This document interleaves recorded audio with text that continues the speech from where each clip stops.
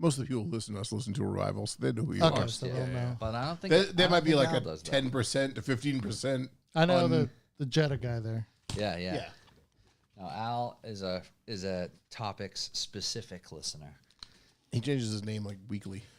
No, he actually defended himself on that. All right. He said, "Oh no, I'm not changing my YouTube name. I have a different YouTube login on every device," which is even crazier. Why? That is a little creepy. That seems much. Hit record. Let's capture this magic. Actually, Al is friends with Mike Wisdom that we were talking about earlier. Yep, he's in that whole crew. So Al, Charlie, our guest tonight, knows Mike sort of in a roundabout way. Yeah. I'm not 6 Charlie. degrees of Kevin Bacon way. I'm not the guest. You are not the guest. Charlie, start talking so I can make sure. I'm Charlie. Yeah. Yep. Okay, you sound Here good. you I go. sound funny. Okay. I'm going to turn myself down because I'm a loud talker. Woodchuck the gray squirrel. Come in, gray squirrel. Your headphone levels sound okay, Charlie? Not too loud? Perf. The music will be a little bit louder than this, but talking volume will remain here. What's up, Rick? Are we dancing? Rick V. Dove. Yes. This. If you want to get frisky later, we can talk. But All right. Where's the poll? Let's see. oh, we should put a poll in. Keep the feds questioning. Note to Yeah. Josh while he's redoing the studio. Put a poll in. Yeah. A stripper pole? Yeah. What kind of pole? What are you talking about? yeah. That's what he Oh. was alluding to. Oh, yeah. What kind of other polls are there? Like fireman polls? Yes. Yeah. I Support. believe polls. that's where the stripper poll started, isn't it? Yeah. Probably, yeah. Huh. To take a deep dive. Do we? of that Do we? for a know? history Oh, lesson. that's a whole episode right there. Yep, Oh, history yeah. lesson. That's a whole episode. When you come back, that's what we're doing. Let's see. Should I get all my stuff pulled up here? Ready to roll? Let's do it.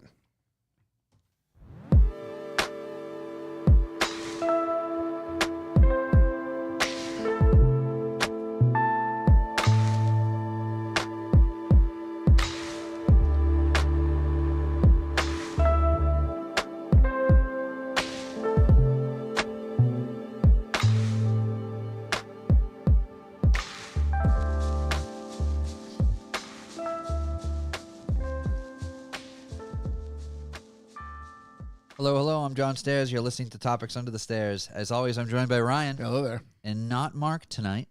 I mean, we you have- don't look. You're not far off from Mark. What does Mark look like? Kind of like you. Okay. Yeah. I mean, I'm not saying they look like brothers, but they could definitely be relatives. Yeah, I could see that. Yeah. Mark's distant cousin, Scott Morton. Yeah. Exactly. All right. There we go. I That's like me. It.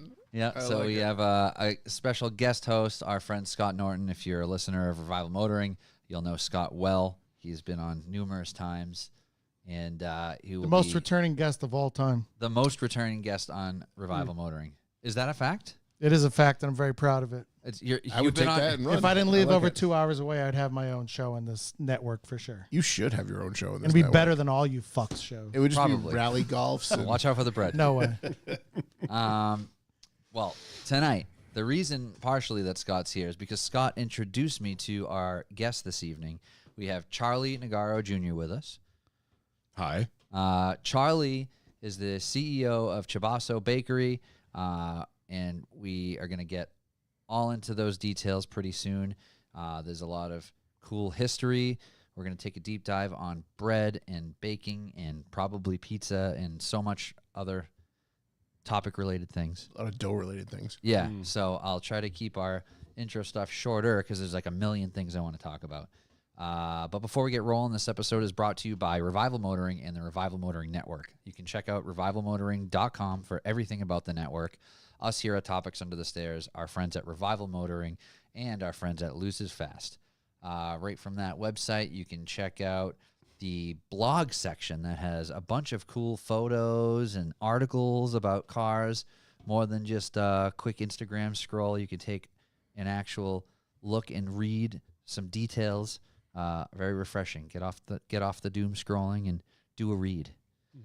If you want to support the network, you can check out the store.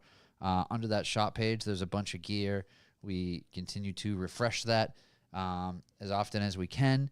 And there's one other thing you can do. We have a thing called Bucks for the Boys.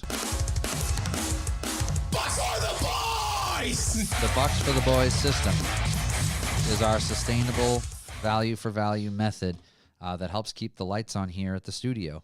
If you like what you listen to and you listen to multiple shows on the network or even just one, collectively we're creating 6 to 8 hours of content a week or more, depending on what happens on YouTube.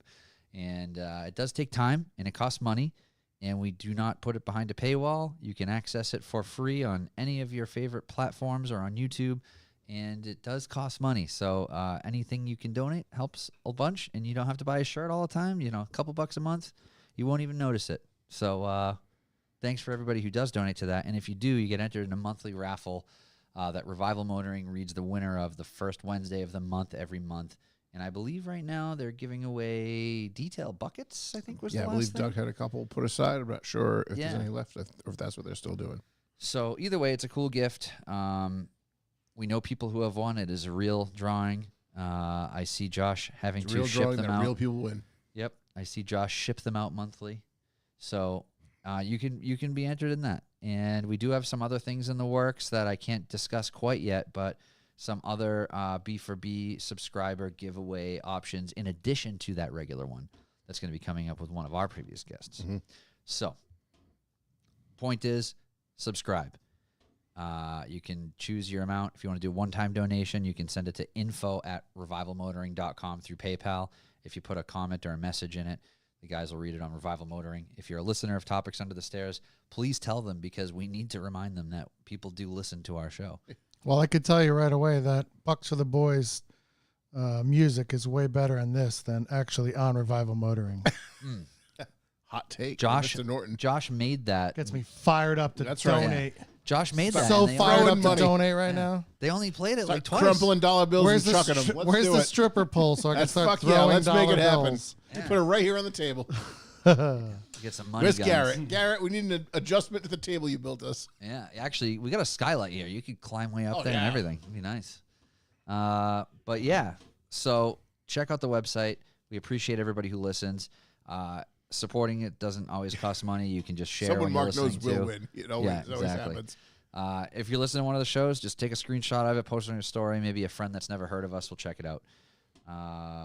So thanks everybody that does all that sort of fun stuff. Nice. A lot of Mike Wisdom love in the chat right now. Yeah, Mike Wisdom's the best. Any callbacks? I do have a couple quick ones. Yeah. One, I did mention I bought that like Ryobi 40 volt power washer. It was on clearance at the end of a Home Depot rack for like $60, and it's fucking awesome. It works amazing. Really? I was very impressed. I love Did you already have 40 volt battery? I did. I know John's big Ryobi guy. You're So I'm not a 100% a big Ryobi guy per se. It just worked out for what I needed for. I have the blower and the weed whacker. okay. And my son takes care of that stuff. He doesn't know how to run gas mowers and all that other bullshit, so it was much easier to just set him up with that, and off he went. The way you run a So we gas had- weed whacker is you just buy a new carburetor once a year. Once a year. That's the way in for my Which is where I'm snowblower. with this pressure washer. Same Yeah. fucking thing. It's like Oh. you buy a new fucking carburetor every year. But this thing it was really cool.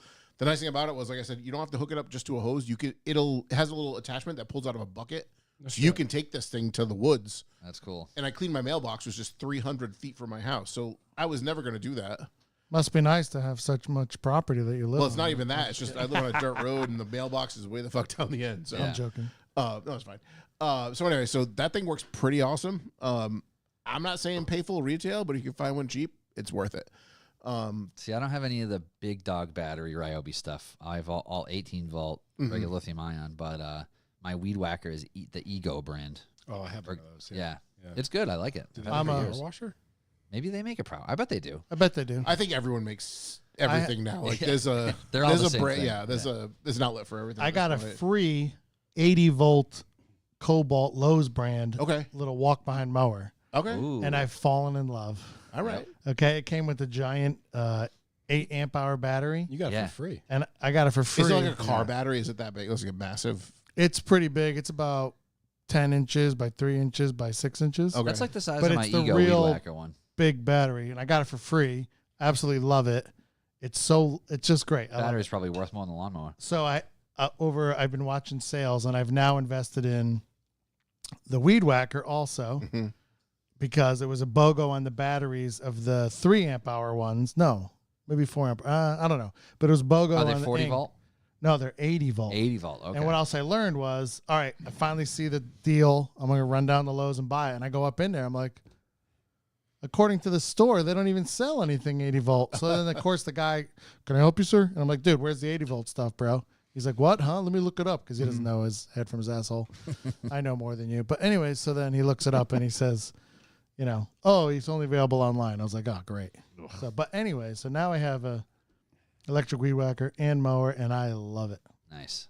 Yeah, I had, obviously for years we had gas weed whackers, and it was just the point where like they were all broken, and at one point I had one that worked okay, but it would run for 10 minits and it would stop, and you try to pull it, it wouldn't start warm. Or they would idle fine, and then when you pull the trigger to make it go fast, they just shut off. I literally at one point was so mad at it, I like spun around like a hammer thrower, and I launched that thing in the woods so fucking far. And I was like, this is it. We're done here. I'm either buying a $300 or $400 steel weed whacker, or I'm going electric. The day I went electric, I smashed mine like Office Space. Yeah, it was definitely an Office Space moment. I still have my gas powered one, but it's a curved, and I've watched enough dumbass YouTube videos now that I have to have straight shaft to flip it over to then to do edge the up, edge, exactly. to edge up right. So now I'm becoming a real lawn, a little lawn enthusiast, Tobias sure. pro. We got some in the chat here for Scott. Anyone know if it's possible to split the caps from the base on a Mark II big door mirror? There is no secret trick because you can't do it. There's a giant metal that's riveted together. That it's not like it's pressed together, so no, you can't ever take them apart. The caps from the base on a Mark II big door. If you look in there, it'll be like a silver aluminum colored thing, and it's rolled over the top and rolled over the bottom if you pop the bottom cover off. But don't bother, because there's no way to... Yeah, you'll just break it.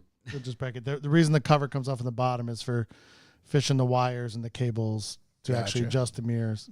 Can't you like redo the rod with a threaded thing and then put a nut on it? Or is that the 9.3 mirrors? I saw a YouTuber do it, but it wasn't a Volkswagen. Yeah. But maybe, but no, there's no way to like take it apart and put it together without. Yes. Yeah. M539 Restorations. Stretton. Okay. Yeah, he did. He's a guy in the Germany. Autofold things. Yes. We saw the same one. But no, we can't do it. Sorry. I've contributed. I can go home. Goodbye, guys. Thanks for coming in today. Appreciate you. Good to see you. How was your pizza? Pizza was pretty good. Yeah. Pizza was banging. Yeah, it was really good. And the only other quick one I have is actually another one from a former guest of ours, or several guests of ours. So Mr. Bruce. Yeah. Our favorite tattoo artist from this area owns. That documentary is great. So that was my thing. So I haven't watched all of it yet, but it's really fantastic. Good So our friend Mr. Bruce has been on the show several times. Jimmy Laser did it. Part of Fall River Tattoo Company. He's a owner. There is a documentary that a friend of his is getting into making documentaries. Jimmy Laser also was a very talented tattooer, and now he's just doing video production stuff. His name is Jimmy Laser. I'm gonna go with the street name. Yeah, maybe that's. It's kind of cool, man. Yeah, I mean, have you had anybody get a tattoo on the show yet? We've tried several times. We haven't tried. Yeah, we're working on it. Yeah. We have people that have said they'll do it. Yeah. And we have tattoo artists that have said they'll do it. Yeah. But anyway, it'll happen. We watched it. It was fantastic. If anyone wants to check it out, I tried to go to YouTube and search it, but you know what the funny part is? If you go to YouTube and search Fall River Tattoo Company, do you know what the fourth bar is? No. Us interviewing Mr. Bruce. Well, that makes sense because the name of the episode's Bruce Fall River Tattoo. Right, but like we're on the top page. You're number 4, baby. Awesome. I mean, I'll take it. It's right off the metal stand. Highest I've landed in my lifetime. Yeah, just go on, follow Mr. Bruce on all the social media, and he has links to it. Links are on the Instagram pages and all that stuff. So, yep. But it's definitely worth it. It's super interesting, especially from this area. They do a lot of like the pictures in the background. The music's all from this area. Yeah. And Bruce is just hilarious. He's a Fall River historian too. He is. He's a big Fall River guy. Yep. So very cool documentary. Definitely check it out. If you're listening live, this Sunday is Bone Cruising at Widowmaker Brewing, Braintree. Bring your car. All cars are welcome. The lot fills up super fast, so if you want to get there, if you want to go and park on the main lot, you better be there by like 10:30. It starts at 10. If you show up and it's full, that's fine. There's plenty of parking. You just won't be in the main lot. That's all. So join us. Our friends Mike and Lenny's will be hooking up some delicious South Shore Bar pizza. And obviously, Widowmaker will be open. They're opening early for us for all of your beverage needs. So join us. I have it listed as 10 to 2, but nobody's kicking anybody out. You can hang out as long as you want. That just means you can get there at 10 and then go home whenever you feel Just like. don't come before 10. Right. Unless you're going to want to be in the special lot. Then you're going to come before 10. Well, but no one's coming before 10. Okay, no before 10. Never mind. No one's coming before 10. All right. No one that's listening is coming before 10. Perfect. Mark up pretty. Mark up prettier. Oh, thank you, sweetie. Mr. McGraw. I'm just going to skip the news and stuff. Yeah, I got no news. I got no callbacks. I knew we'd have a lot more to talk about today. What about this week in history? I'm all ready. Oh, you ready for it? It is your segment. Hit the music.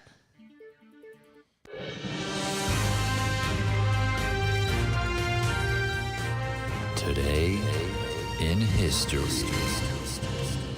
Today in history. Now, I was supposed to say how that music is totally awful, but it's kind of not that bad. I think it's pretty good, right? I heard that someone else doesn't like that music. Yeah, Mark does not like it. Fan. This week, 2013, James Gandolfini, dead in Rome. Yes, the primary actor from Sopranos at his vacation home in Rome. Yep. Also this week, the Titan sub exploded. Oh, that was this week? There have been so many things going on this week about that. 2023, 2 years ago. Yep. So They released footage of the owner's wife watching and he listening to, and she goes, "What was that noise?" And that was the sub exploding. Oh, no. Oh, that's imploding. awful. Yeah. This week in 1983, Sally Ride, the first woman to fly into outer space Wow. on the Challenger. Yep. Didn't go so well later on the Challenger. Watched it live in 4th grade. Thank you very much. So did I. We must be like the same age. Yeah. 48. I remember the TV and the cart. Yeah, in they the wheeled room. it in. It And then happened, they and they were wheeled like, it out, and yeah. nobody said anything after that. It was like, back to Nope. my spelling test. What the fuck just happened? Exactly. 2007, after 30 plus years, Bob Barker stepped down from Price is Right. Mm-hmm. Drew Carey. There's a great documentary on Amazon Prime, I believe, about The Price is Right. And Is I it can't called The remember. Price is Wrong, bitch? I wish it was called that. I'm going to look it up now, but it's a really good documentary, and it's about a gentleman who mastered the show and memorized the prices of everything. Yeah. And he was on the show Mark? numerous times. Oh, I don't remember it was his like name. the special guy that he's on YouTube. The reel or the TikTok is. Probably, all the yeah. time. I bet it's the same guy. It but- was sold last week. You had it on last week, Bob. It was $21.95. Yeah, but this guy wrote software. He made himself a really? game to like flashcards to learn the stuff, and he was explaining how the only thing that trips him up is the trips because the fluctuating prices of airfare, and with cars, That's the funny. weird little thing that they say at the end that seems irrelevant is like the code to what the car costs. So it's like, and it includes rubber floor mats. It's like he knows what all of those designations mean to the prices. Right. Did he get on there and $37, make money? He had been on numerous times, and you'll see him in the front row, and like you'll be up, and it'll be like a washing machine, and he'll be like $947.52, and it'll be like the exact price, and they ended up like telling him like you can't do that because he's yelling the exact price to things every time. He wasn't up at the thing though. He was No, just sitting. he's been there? up on the thing. He okay. and That's he won fine. a bunch of stuff on that too. But he thinks he basically got shadow banned from the show. Like they don't let him in anymore. Of course not. Yeah. Why would they let him in? Why would you? Yeah. And But it's a then, really good doc. But the point is, they showed Bob Barker from like a year ago. Okay. And it's like unbelievable to see. It's like how much he aged in what seems like a short time because you see him on TV so frequently, even though it's probably old footage. Didn't he die like 10 years ago? No. He's alive? I don't know that. No, I think he's dead. I was going to I think say. you like recently though. He was 80-something in Billy Madison. I was gonna say Billy Madison knocked his ass out. Yeah, seriously. No, that wasn't Billy Madison. It was Happy Gilmore. Happy Gilmore, I'm That's sorry. right. I'm sorry. You're right. Billy, sorry, Happy Madison It's okay. I production. had to Yeah, visit yeah, that. Yeah, Billy Madison. 2023 he died. Yeah. Oh, shit. 99. 99. Yep. Fuck Yeah. me. He almost made it to the century. Yep. Well, technically, That's like Betty this White close. dying like a minute before her 100th birthday. What a chef And that they, was. the whole like thing they had planned for her too. The whole like Oh yeah, the big celebration. 100 of- thing. yeah. Yeah. yeah. All And right, my sorry to final interrupt. thing for history of the week there, 1994, O.J. Simpson chased down the highway in the Bronco and then Bronco week. got arrested for, supposedly murdering somebody. Allegedly. Allegedly. Allegedly. Allegedly, but definitely. Yep. Thanks, TDs. Shout out Paul McGraw. Shout out Paul McGraw. they really should make one of the special edition Broncos like something funny like It should be that. just white. Yeah, they should make just like like an a- all-white Bronco and come up And with like some funny name. The or badge something. should just say, you know. But they wouldn't. They won't though. But it would be cool. I'm know why, surprised John? somebody- Nobody has the balls You know to why, do that. John? Because that's inappropriate. Well, yeah, People I know, died. but- People died, John. This is a vehicle thing. Yeah, The Broncos Civil Suit Edition. yeah. Yeah. I wonder if someone's made an all-white new Bronco. I haven't seen it if they have. It was an Did iconic you get- vehicle though. From that. Speaking of OJ, Yeah. did you guys see that there's a new Naked Gun? No, Come on. You didn't see? No. With Liam Neeson really? He's still As the- alive, too. as the Jesus son of Christ. I forgot his name already. But No, it's I his didn't son. see You that. didn't see it? Watch No. the trailer. Man. It's ridiculous, of course. I think somebody's cool is directing it too. Maybe Seth MacFarlane, but not Seth Yes, MacFarlane. Is no, it it's Seth Seth MacFarlane produced or something or other. Yeah, yeah. Nice. But Liam Neeson as Leslie Nielsen Wow. Oh, as his son. oh, amazing. I like that. Yeah. Wow. Yep. Liam Neeson is one of the most intense Liam people Ne- ever. Oh, Liam Neeson, Leslie. Nielsen. Right. Yeah. That's why I think that's close. But he is one of the most intense actors ever. And then he does shit like A Million Days to Die in the West. And it's just like so stupid with Seth Yes. MacFarlane. Did you listen Yeah. to that segment on Stern about Sam's? No, it wasn't Sam's mom. It was Wolfie's mom was getting scammed by a fake Liam Neeson. No. Yeah. So the guy. How long ago? It was probably like a year or two ago. Oh. Yeah. No, I missed it. So yeah, she thinks she's been talking on the phone to Liam Neeson for like years and sends him like Apple gift certificates and like gives him money because his God. helicopter's broken down in some country. I'll tell you a story off air about something sad, very similar to happened to somebody I know. Okay. I already know. I have two stories too. Yeah, it's like, Yeah. it can't. It happens a lot. friends' parents, and it's Yeah. fucking just terrible. It's awful. Absolutely Yeah. We have terrible. people at work who fall for the me or my father calling in and Asking for gift cards. yeah. I want it to be a surprise for staff. Yep. Can you just Oh, shit. Which people fall for it. I can see that more so than just calling randomly, but like, Oh, it's a good one. yeah, Yeah. that's fucked up. Now one of the people at our company almost got caught, and then they ended up forwarding the email to IT, and they're like, "Yeah, no, that's a scam. Definitely not." Well, it's funny. I'm like at work. I'm on the like. I don't do a ton of email stuff. It's just basically appointments and whatnot. Yeah. But we like once a week we get a thing from IT like, don't answer this email from this person. It's a scam. Don't open it. Blah blah blah. It'll crash the system. Yeah, Yeah. I wasn't gonna anyway. Like I have nothing to do with any of that. Yeah. No, the company that Josh and I work for is owned by a very big company, and it's like the CEO of the company texting me. It's like, yeah, no, I know that that guy has no You do idea not need who a I gift am. card. Yeah. He doesn't need to text me for an Apple gift card. That's all I got. Want to dive on in? That's all I got. Good. Thank you for being prepared. I like it. Yeah, that was excellent. Scott's always very prepared. Yes. Shout out Paul McGraw. He helped me. Yep. Big shouts to Paul McGraw. So Charlie. Paul McGrath. So, Mr. Stairs. Charles Negaro Jr. the Third. Yep. So Charles Negaro Jr. III is the current CEO of Chabaso Bakery. Yep. And before that, in between that, you were involved with Atticus. We will discuss both, but I guess let's start at the beginning. Can you tell us about the history of the company and when you started? Yeah, so it always inevitably starts with me talking about my dad, which is weird because nobody has ever worked with a parent, have you?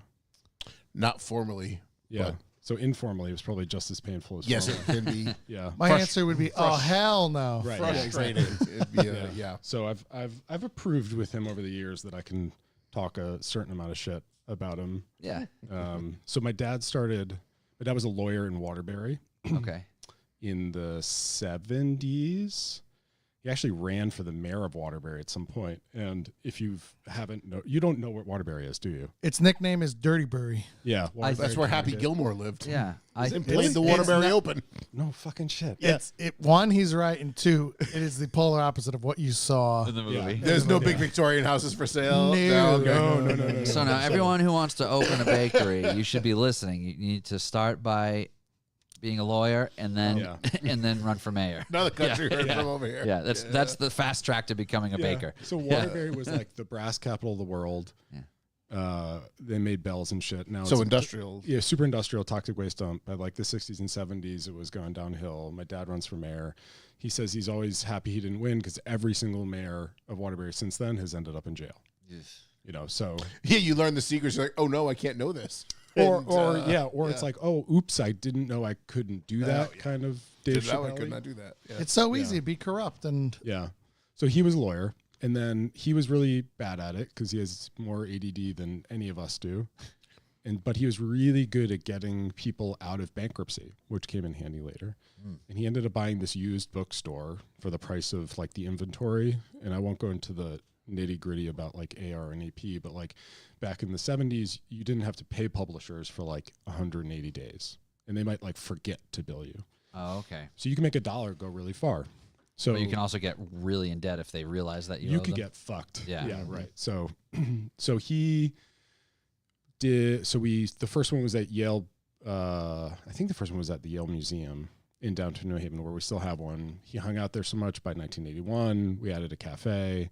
That's still there. That thing always needed a commissary kitchen because it's in a concrete box. It's around the corner. It was in the first floor story of this house. I grew up going to this like single family house that they had turned into a kitchen. Is it like walking distance to the cafe or Yeah, to the bookstore? people though? would like walk like the bread down the street Oh wow, that's at funny. like 5 o'clock in the morning.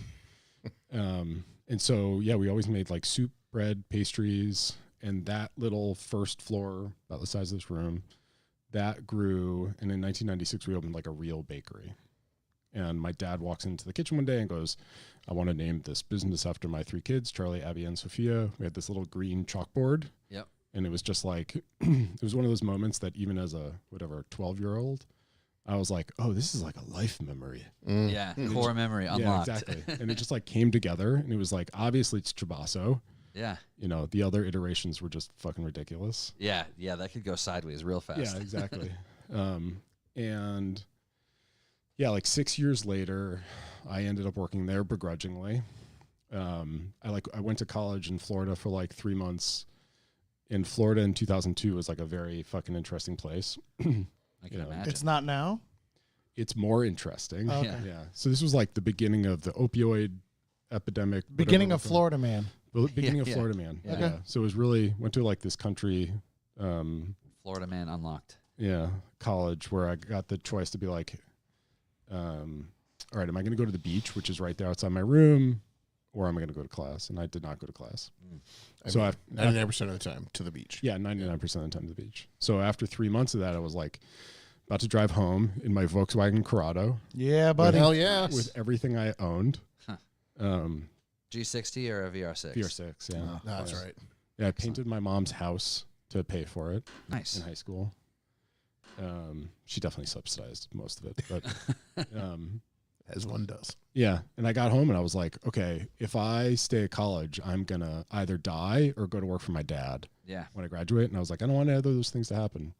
So I moved to Chicago, started like painting cars, getting more into cars, doing weird shit, came home, started a business, realized I wasn't making any goddamn money. And then went to go work for my dad the month I would have graduated from college. So there's this quote from like Kung Fu Panda that my little sister always does, but it's about like trying to escape your fate only brings you closer to it. Yep. So I've been there since 2006. And it was a tiny little business. And so I'll explain. There's 2 businesses. It's Chabaso, which is wholesale artisan bread. You can buy it in Big Y, Market Basket, pretty much every grocery store in the Northeast except for Stop and Shop. We go all the way down to Alabama. We go as far west as Chicago. Wow. And we ship frozen cases of bread that people like bake off. Yep.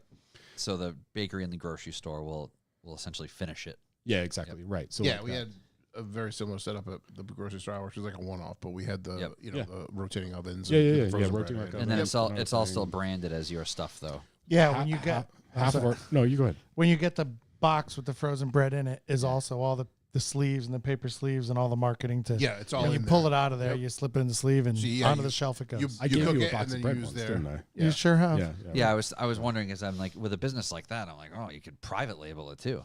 So about half of our business is branded. Yep. Our brand. The other half is a store brand. Okay, cool. So, yeah, because if you don't do private label, you're literally just opening the door for somebody else who's like trying to either get into your market or start up to be like, I'll do it. Fuck yeah, I'll do it. Mm-hmm. Exactly.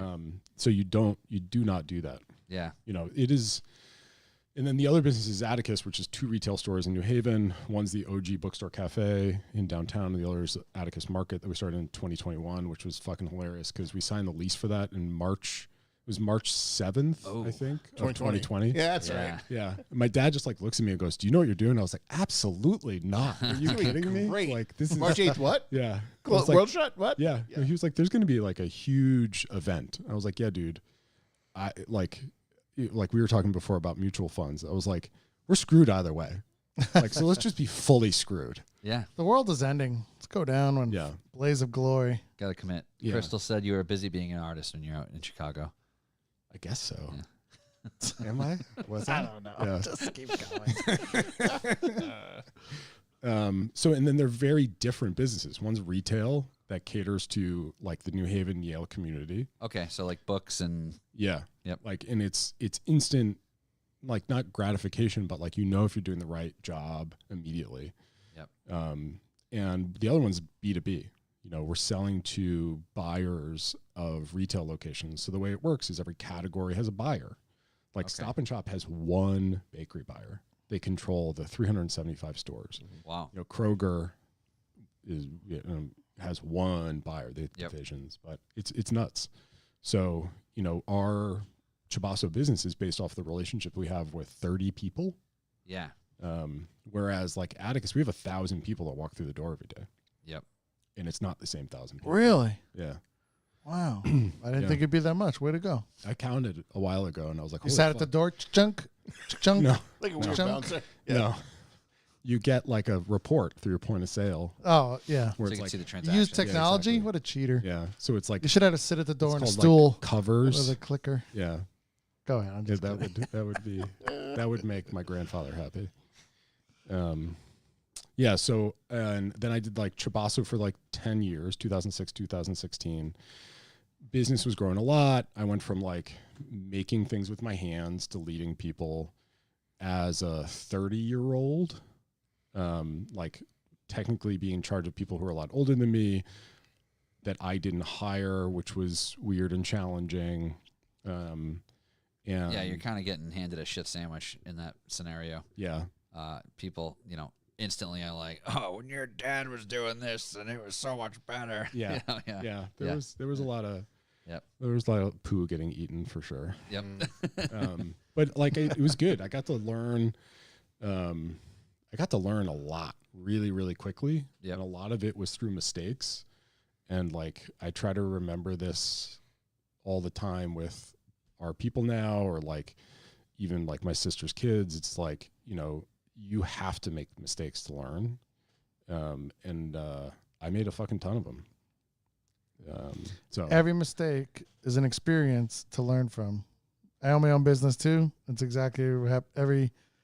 Every freaking bad situation. yeah. I learned a lot, and I learned exactly this isn't going to happen again. Yeah, and then it makes you come up with a great problem-solving solution for that thing to never happen again. You know, Yep. mitigating that possibility. Yeah, no, totally. And we should do like a fortune cookie business after this. Sure. Yeah, I think we can come up with some good ones. Earn interest, don't pay it. Yeah. Dude, That's a good one. here, you come up with all of them Okay. and I'll make the cookies. That's fair. Yeah. Yeah, so I did that for like a while. You know, got to learn everything from production, QA, like food safety is like a thing. Oh yeah. And we were lucky to be kind of on the vanguard of like doing all of that stuff so that we could get into big retailers. And by like 2016, I was like, I don't know who I am, had a whole existential crisis. I need to figure out what I do, like little too tying my identity to my job. How old are you now, let's say, around? When this all went down, 26. Yeah, when are you having your mental meltdown here? I was like early 30s. When am I now? Okay. 41. So I was probably like 31, Okay. you know, Yeah. and like thinking my life was over and all that, you know, midlife crisis at 31. Early midlife crisis. That's what the family business Quarter does life to you. crisis. Yeah. It's an Yeah. earlier midlife crisis because family business drove you there. Yeah. 100%. Yeah. And like then had like the really good fortune to go over to the retail side. And Yeah, be like, because that was still running simultaneously when you were at Chabaso. exactly. Yeah. Had nothing to do with that. We only had like the one location. It probably should have just like gone out of business. We weren't paying any attention to it. You didn't work at, did you work at Atticus before that 10 years at the bakery? I always like tried to, tiny business, like 1/10 of the sales. Yeah. And I was always like drawn to it, probably because of the instant gratification of like, hey, John comes in, I did something right. John comes back is like a drug for me. Yeah. It's like, oh, sick. You like seeing the customer retention. Yeah. Yeah. It's Yeah. positive reinforcement immediately. Right. Like packing out a cafe or just like having people having a good time. It's why food service in restaurants is like addictive.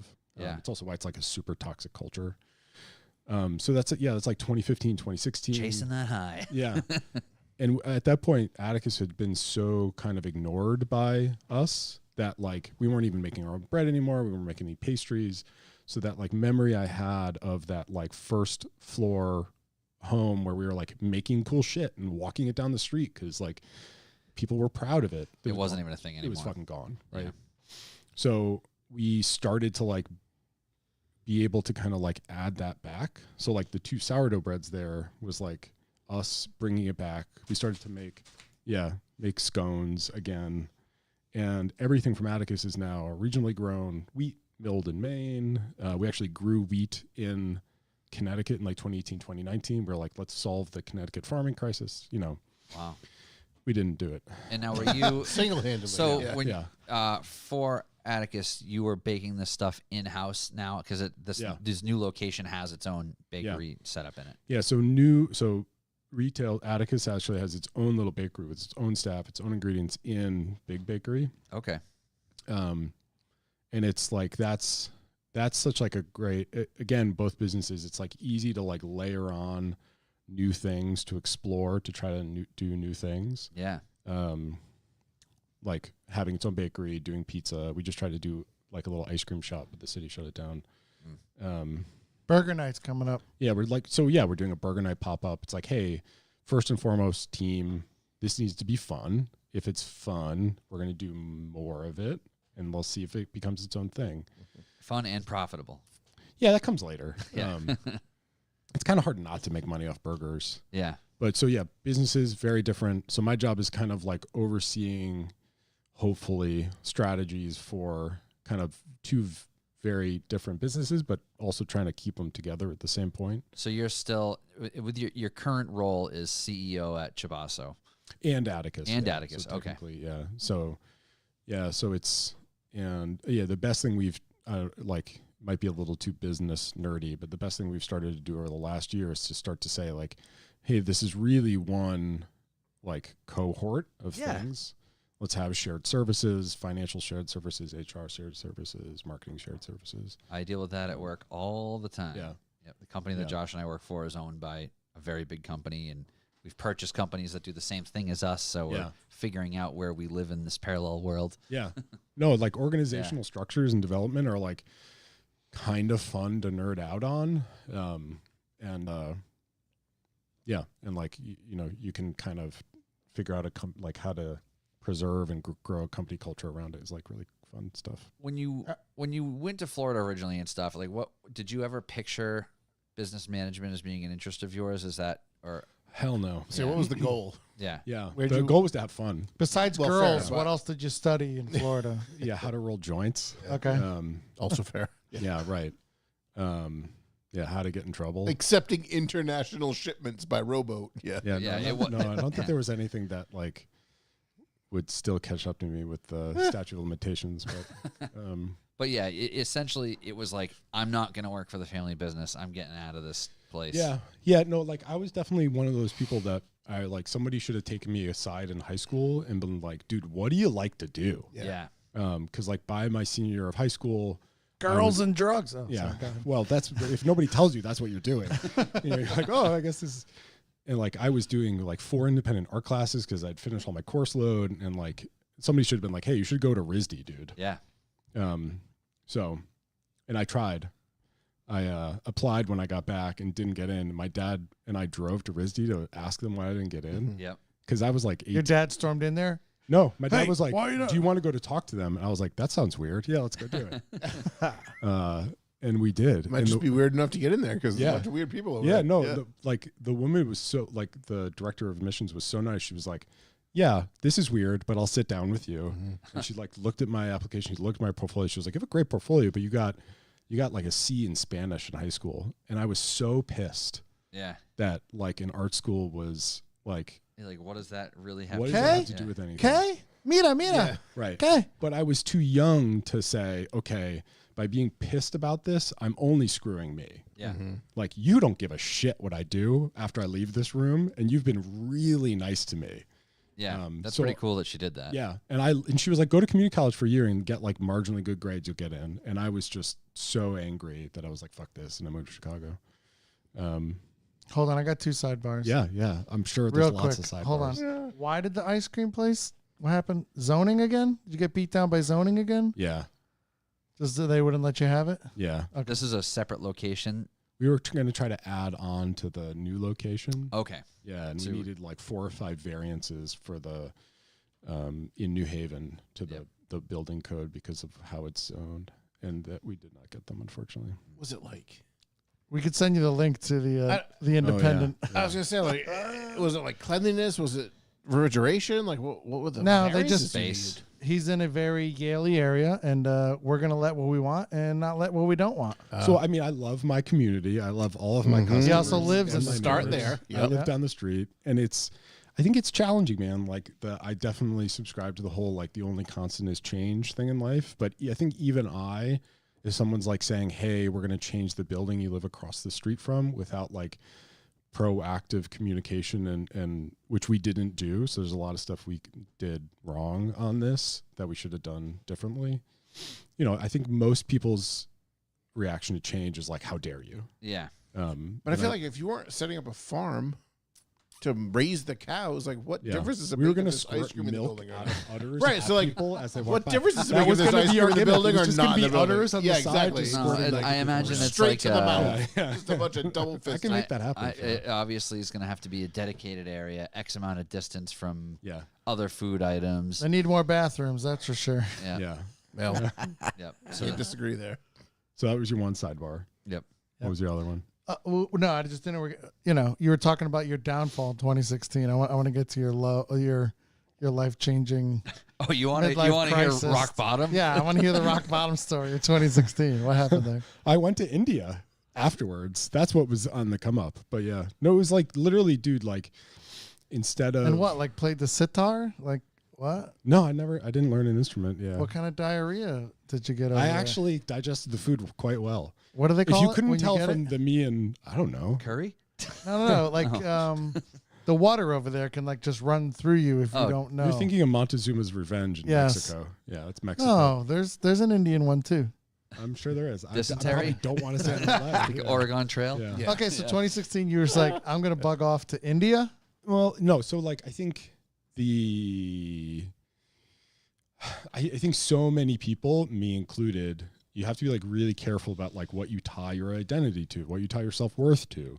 Like you did a really good job of not, like we were talking in the car, not tying your self-worth to your job, to who you are, because things end. Only constant is change. So like everything we're doing is going to end. Mhm. Like my current job's going to end. You guys podcast is going to end. You're ending something. Yeah. What are you talking Yeah. about? Sorry. No, but it's like you got to No, start. though, yeah. You got to start to think about that at some point, right? So that one, you appreciate it as it's course. happening, and two, so that when something happens, planned or not planned, you're like, oh fuck, My whole identity is gone. exactly right. Yeah. So it's like and it took me years to say, okay, what is something that I can kind of institutionalize in myself to be? Yeah, there it is. Deli belly. Is that the guy that's on our Instagram chat? Yeah. Yeah, F1 okay. yeah. So in like finding, this is dumb, but then I'll shut up and we can talk about bread. But like for me, it was finding I'm here out for you, that, like, Chucky. Is that why you're touching my feet on the Yeah, table? we're playing footsie. Yeah. I'm watching this is very Yeah. uncomfortable. Why are your shoes off, Scott? Yeah. That's what I have to ask. He's good. Hey. He's really good with his toes. Right for the toes. Yeah. You did should be have a thankful that I'm wearing my socks. We had today. a great conversation about lube in the car. Yeah. Back to the urethral strictures. So anyways, go ahead. Anyways, back to a serious conversation. I Sure. like me, it was really helpful to identify like what I actually get fulfillment from in life. And I had to go through hell to find it. So I wouldn't change anything. I think that's incredibly self-aware, though, to like even realize that you needed to find that thing, because I feel like people just latch on to whatever the thing next to them is sometimes. So Yeah.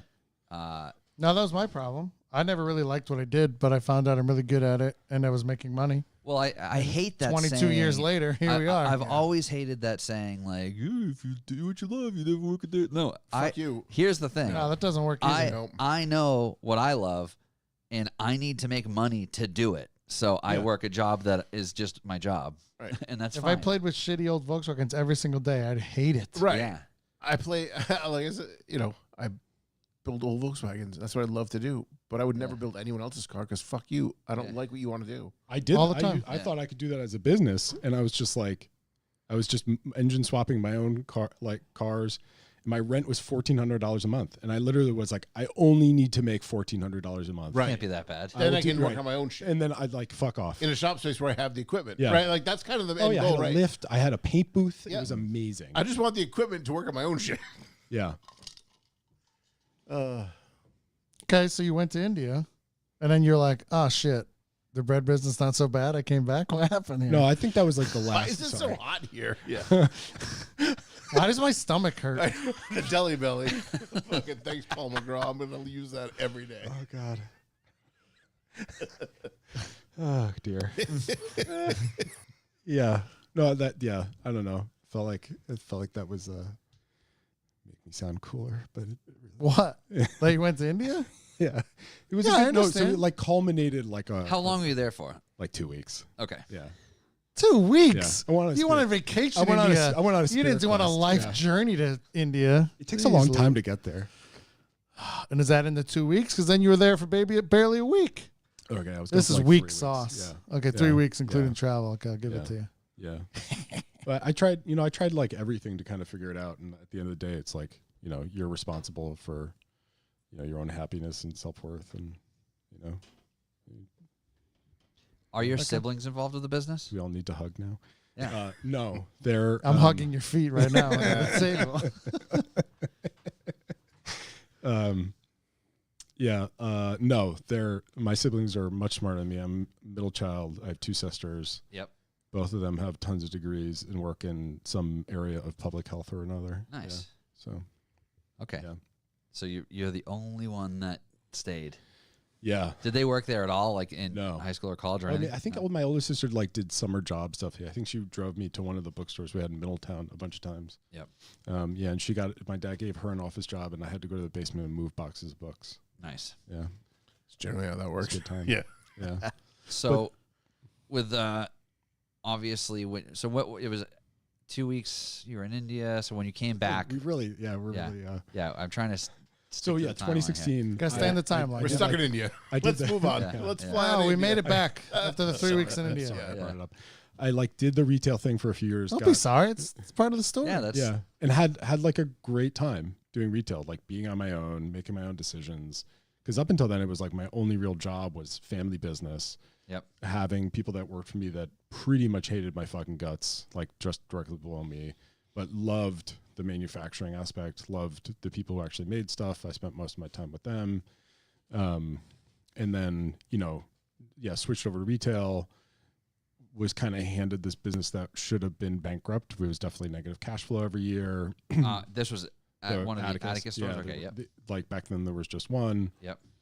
And, after a year or so, it was like, okay, just like make sure this thing doesn't fail. And it was like, okay, start to make moves that you feel good about. Yeah. And the first thing we did was this is real dumb, but we like took a takeout case, a pastry case that somebody would have to like say, hey, I want that. and you'd have to like take it out and hand it to them. It was also like 5 feet tall. Yep. So most people, you couldn't see behind it. We're like, this thing's a piece of shit. It's always broken. The side glass is broken. Let's change it for literally what Starbucks has next door. It's a grab and go case. Yep. So it's a refrigerated case, open front. Yep. Open front. You can grab your own thing and bounce. Yep. We did that September 11th, 2017. Yep. And our sales started doing this. Yeah, like almost immediately. Yep. Yeah. Make everything more accessible. You know the date. Yeah. People don't, and like every day, more and more people want to talk to people less. So if you make it so they can just grab what they want. Yeah. Story Don't of my make life. a decision, you know? Yeah. So it's like, and I'm much more likely to buy all sorts of weird shit if I don't have to like pseudo tell you that it's like, hey, can you hand me that like giant thing of coconut water? Yeah. No, not that one. Yeah, right. Yeah, exactly. Yeah. Or can I have that? Yeah. No. It cuts all that out of Yeah. it. And then people get instant gratification and they're more likely to buy more. Yeah. And so we were kind of off the races. That forces you to have like cool takeout, grab and go containers. We found good stuff. And then, so like, staff, everybody was kind of bought into this, oh, we're moving, we're doing stuff, we're growing. Yeah. People are getting excited. Yeah. And people know like when you're doing bad, when you're doing good, you start to attract, as you hire new people, you get like better and better employees. We hired a barista. We've had this espresso machine, but we were making shit cappuccinos and lattes. And, we did little things like just like made our menu look better. And so anyways, so we're doing like 20% a year, 20% improvement a year for like 3 years. We built a tiny little bakery. We started doing cool stuff. That was like the most fun and fastest 3 years probably of my life. And it was just great. And then 2019 hit, and I was all the way out of the bakery, out of Chabaso. Yep.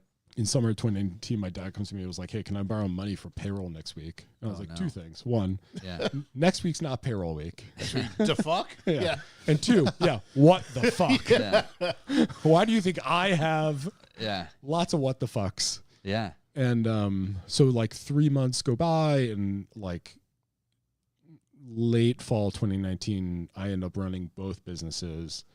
And, One more time out. Yeah. I mean, yeah. Do you feel it took a lot for your father to be like, hey, son, can I talk to you real quick?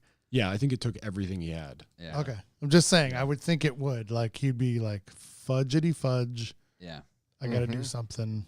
And I have to ask my son. See, was he holding? I had a father and I have a son, and I don't think any of that would work in any of the directions. At all. Was he holding on to like wanting to run the show, or was he happy to pass you the reins when it came down to it? Yeah, that's a great question. Yes. Yeah. So both, it's a mixture of like pride of like, you're finally, I mean, one of the reasons why I didn't want to do it was because it was like my dad's always, this is turning into a fucking therapy session. Hell yeah. My dad's, If it works, it works. That's kind of what we do. My dad's deepest wish and desire was his son would take over one day. Yeah. Like my 3rd grade teacher, when she was handing out the class photos, I had a weird 3rd grade teacher. She did make kids who didn't speak English massage her feet. Mrs. Charest. She got fucking. Well, that's not okay. No, but as a 3rd grader, none of us knew it was bad. Anyways, Oh, wow. I'll take you down some tangents. Yeah. I wonder if she's still alive. I should look her up. Wonder what shape her feet are in. Yeah. So she was handing out like the class photos. Yep. And she was like, future owner of Atticus. And as a 3rd grader, I was like, fuck you. Yeah, right. I'm not doing that. Yeah. Like, don't tell me what to do. Yeah. So anyways, huge moment of pride for my dad, but also like a huge moment of like, if you don't got this, I'm fucked. Yeah. And I think the first thing I said to him was like, I don't know if I can do this or not. Like, and if my best possibility to do it is if you just stay out of it, which is also a really hard thing to say to your dad. Yeah. But once Oh, again, Jared, I'll do you this, but messed you need to fuck right off. Now this like forever. Well, now so- let's rewind yeah. to 2006. I said you got handed the poo sandwich. Yeah. Now at this, you're getting handed another poo sandwich. So because you're starting with things kind of bad. You're not even starting at 0. You're starting at -10. Yeah, you're starting in negative. So I've unintentionally become like the turnaround specialist. Yeah. So there's a lot of John Taffer? I don't know who that is. From Bar Rescue. Oh, that guy's an asshole. I know. Yeah. It's not joking. Such an asshole. Yeah. But now Bread every time Rescue? something's bad, like, oh, we'll just call Charlie. He'll know what's He's gonna have a. Yeah. He's got his own show on Spike Yeah. Network. Yeah. But I Circa imagine 2009. Bread Rescue. Yeah. But I Bringing imagine the Chabaso I'd boy. we'd probably make more money. with all Charlie of these, Jr. the Third. with all these fire drills, though, this must be super motivating for you to put preventative measures in to not get to that point again. yeah. Like yeah. keep things afloat versus letting it go to complete doo-doo and fixing it. Don't fix it, maintain it. Right? Yeah. So this is a terrible analogy metaphor. I went to private school and I don't know the difference between analogy and metaphor. That's fair. money well spent. So it's like if you've ever You didn't pay for it. You're right. The So bakery. if you ever did. like driven a if you've ever driven a boat, right? You got to get the boat up onto plane, Yep. and it takes like you got to full throttle get the boat up onto plane. Once you're on plane, you can throttle back. Yes. But you can't throttle back so much that you dip back into the water. Otherwise, you got to do the whole fucking thing again. So 50-50, when I explain that to people at work, they're like, what the fuck? Or they're like, oh, click, I get Yeah, it, right? I get So it's that. the same thing. It's like when a culture. I don't get it. I went to public school. You actually not get it? I'm just kidding. Okay. you dick for.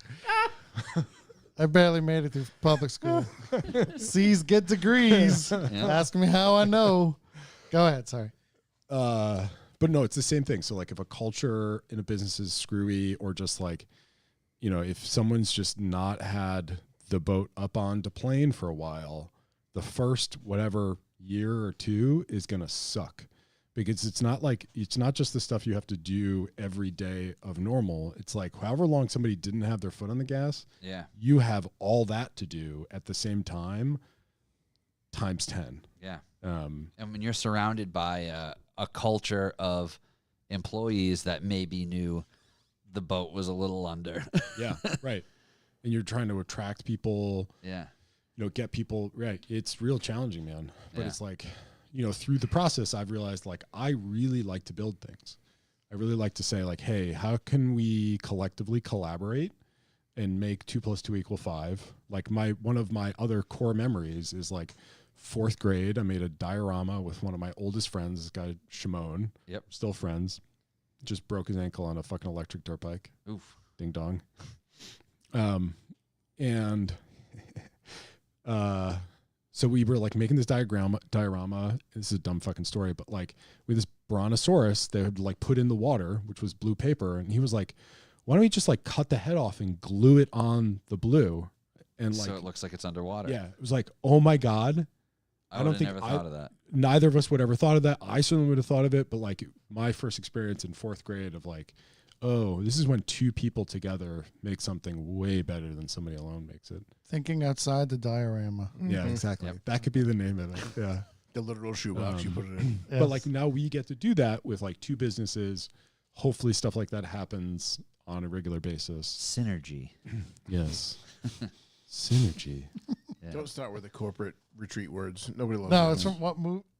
It's from I what can't mo- remember what Oh movie. yeah, it's like an Office Space type movie. We'll like- circle back on that. Yeah, yeah. Josh and I. Oh, circle back is my Uh, favorite email yeah. ever. Per my last email. Josh and I have a guy at Yeah. work who literally speaks in those riddles only. It's like, Oh, you just got to throw it out the wall and see what sticks. Yeah. Wow. And, we're, no. we're going to put a pin in that. We'll circle back to He that just later. got out of like corporate for dummies. I'm going to put Yeah. a pin in you if you don't shut the fuck up. Yeah. An actual pin. Yeah. But yeah, so that is an exciting part of it for you. Not that you ever want it to be like in a bad position, but fixing it and maintaining the fix is exciting. Yes. Yeah. So we could talk about this all day long at like the corporate level, but like, Would you like to talk about bread? well, I would like to Yes. talk about bread at some point because I do love bread. Employees, right? So like, what's your sort of, how many people do you employ? Is there a big turnover rate? Like, generally Do speaking. you treat your employees like shit? That's not what I'm asking. No. I don't. sorry. It does not appear to me that he would treat his employees. I Like thought shit. that's what not Blake's I was brother going. was asking. Exactly. Yeah. No, it's a tough market to keep any employee in any business. Hell yeah. So like, That's why you I'm know, getting out of business. Exactly. Yeah. Yeah. So, I mean, we have about 200 employees between the 2 businesses. A lot of them have been with us for, forever. I think I've definitely like your mind changes around like, okay, so like how come like we all do stuff collectively better? And I think that starts with you of like, how can I kind of go home at the end of the night and go, well, I fucked that up. I definitely, especially in my early days, I would make the mistake of going, oh, I'm just starting. You all have been here for a long time. You should know how to do this. Mm-hmm. It's like, no, dumbass. Like if they knew how to do it, they'd fucking do it. Yep. So I think it's like, people,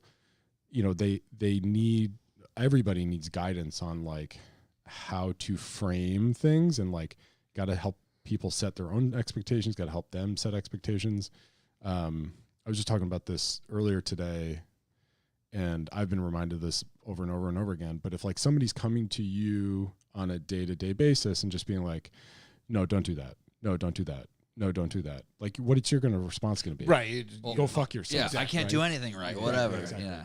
But if someone's coming to you and saying, hey, hey, I saw how you do that. That was pretty good. But like next time, can I show you how like we could do it a little differently, or even proactively? Before you do this, I'm going to show you how we want this to be done. And if it goes sideways, here's what you do. So there's, there's this like spectrum of like how we have to a framework of some kind. Sure. Anytime you can be proactive over reactive with any interaction with a human or anything, it's just much more constructive. Yeah. I got some gold stars in my work too by being proactive instead of reactive in front of some upper management. And they're like, yeah, buddy, that's what we're talking about. Yeah, exactly. You don't want to be reacting.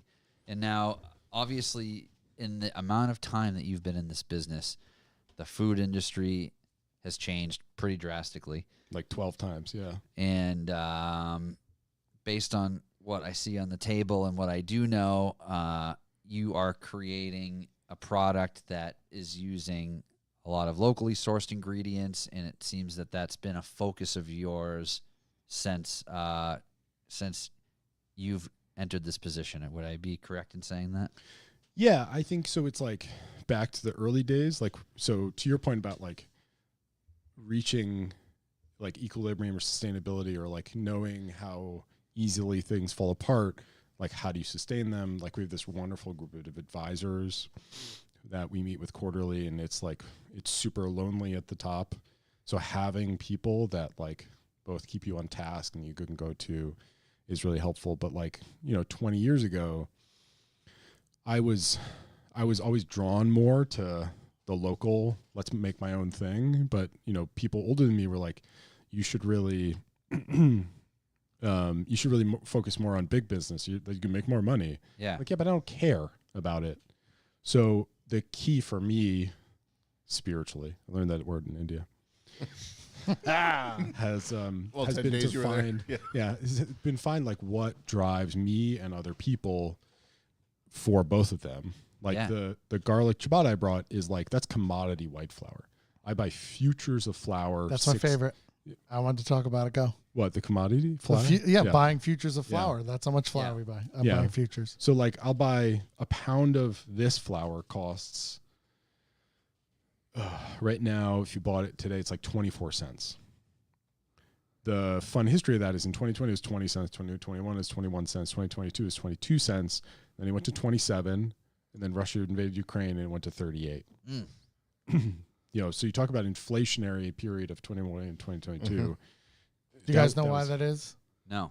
Because the wheat fields in Ukraine, and they were blocking they weren't letting the couple boats of freaking grain leave Ukraine for a while. It's like hundreds of millions of pounds. So like, and it ruined the entire two market. boats, fuck the entire country. Well, it wasn't two boats, it was like 200 boats. Well, correct. But still.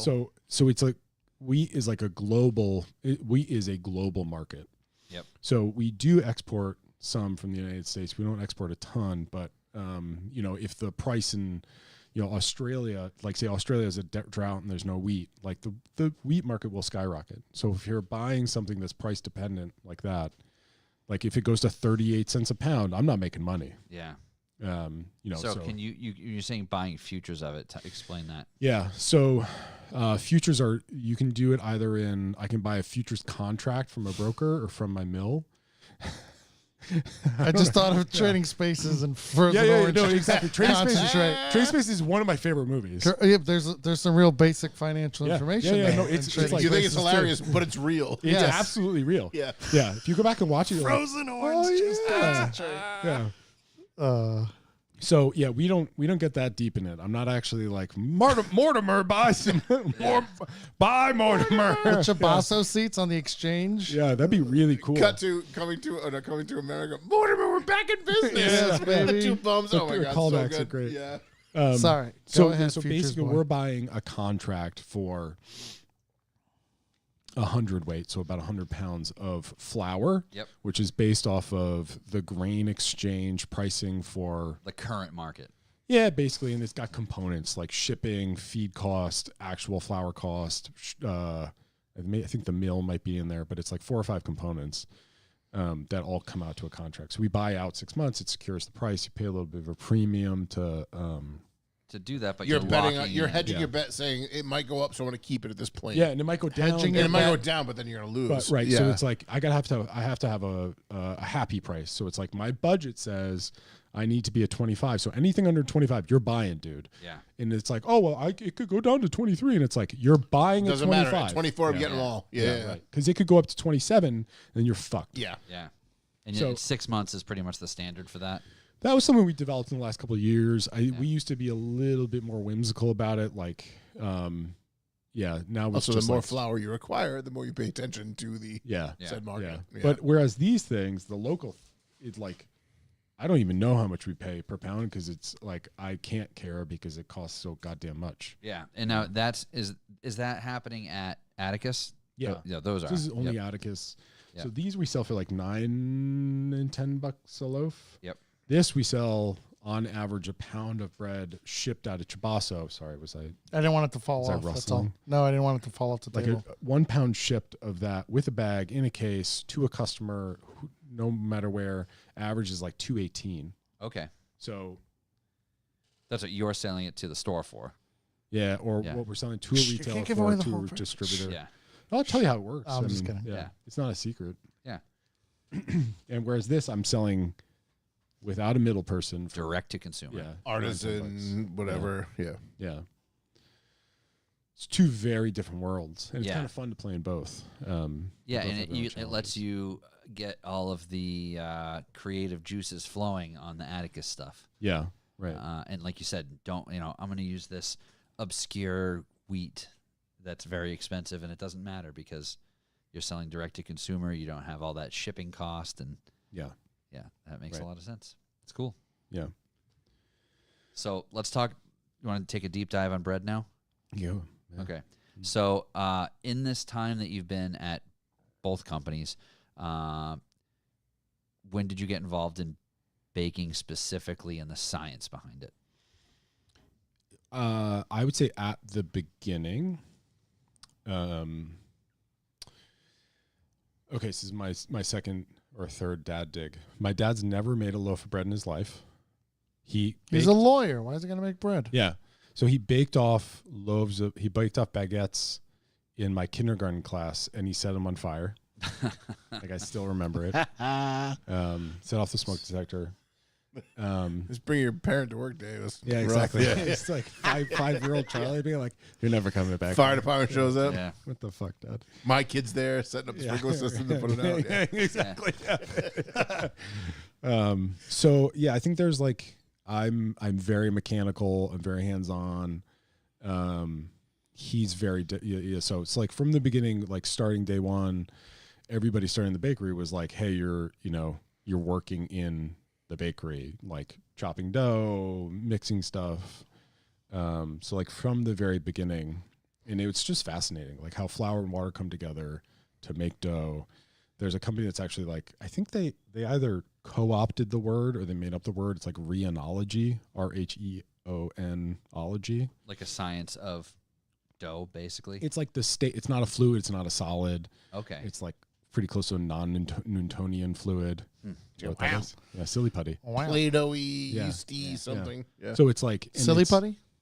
Yeah. So for us, especially in a mechanized setting, it's like it's the elasticity versus extensibility. So like, for example, with pizza dough, it's really easy to like imagine with pizza. I got to turn this round ball into a flat disc. Yep. So if it's super elastic, I'm going to pat it out and it's going to boink. Yep. If it's super extensible, I'm starting to talk like you'll pat it out and it'll just like ooze out. So you need to have this balance of like, I got to be able to pick it up. I got to do this pretty quickly and I need it to like not fall apart on me. Yeah. So that's like from the OG original days. Super fascinating. And then we had this. Did you learn that in India? Sorry. Yeah. Go ahead. Yes. I learned that in a fever dream in India. From your Delhi It was on belly? Alaska. Yeah. You know? And no, I did not buy a rug, Crystal. Should be waiting for you to answer that question for 20 minutes. Yeah.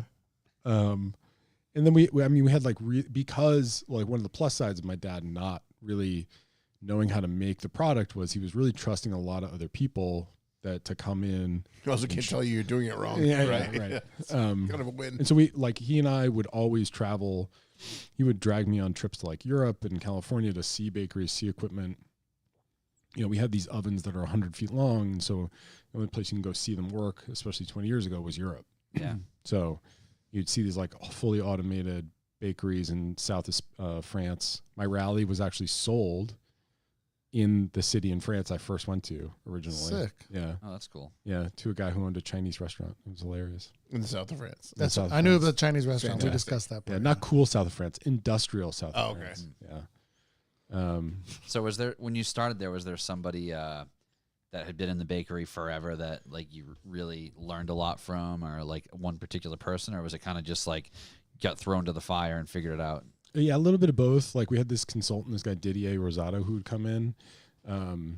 And so in France, like to be a baker, you go to fucking school for Yeah. like 10 years. Yeah, And you're it's like no a joke. You're like a bread doctor. Yeah. I'm pretty sure if you don't do it right, they kill you. Yeah, that Like, makes sense. Throw you in a and chop you up. and throw Eliminate in you. a- You are Yeah. in the bread now. Yeah. And so this guy he's the nicest person I've ever met.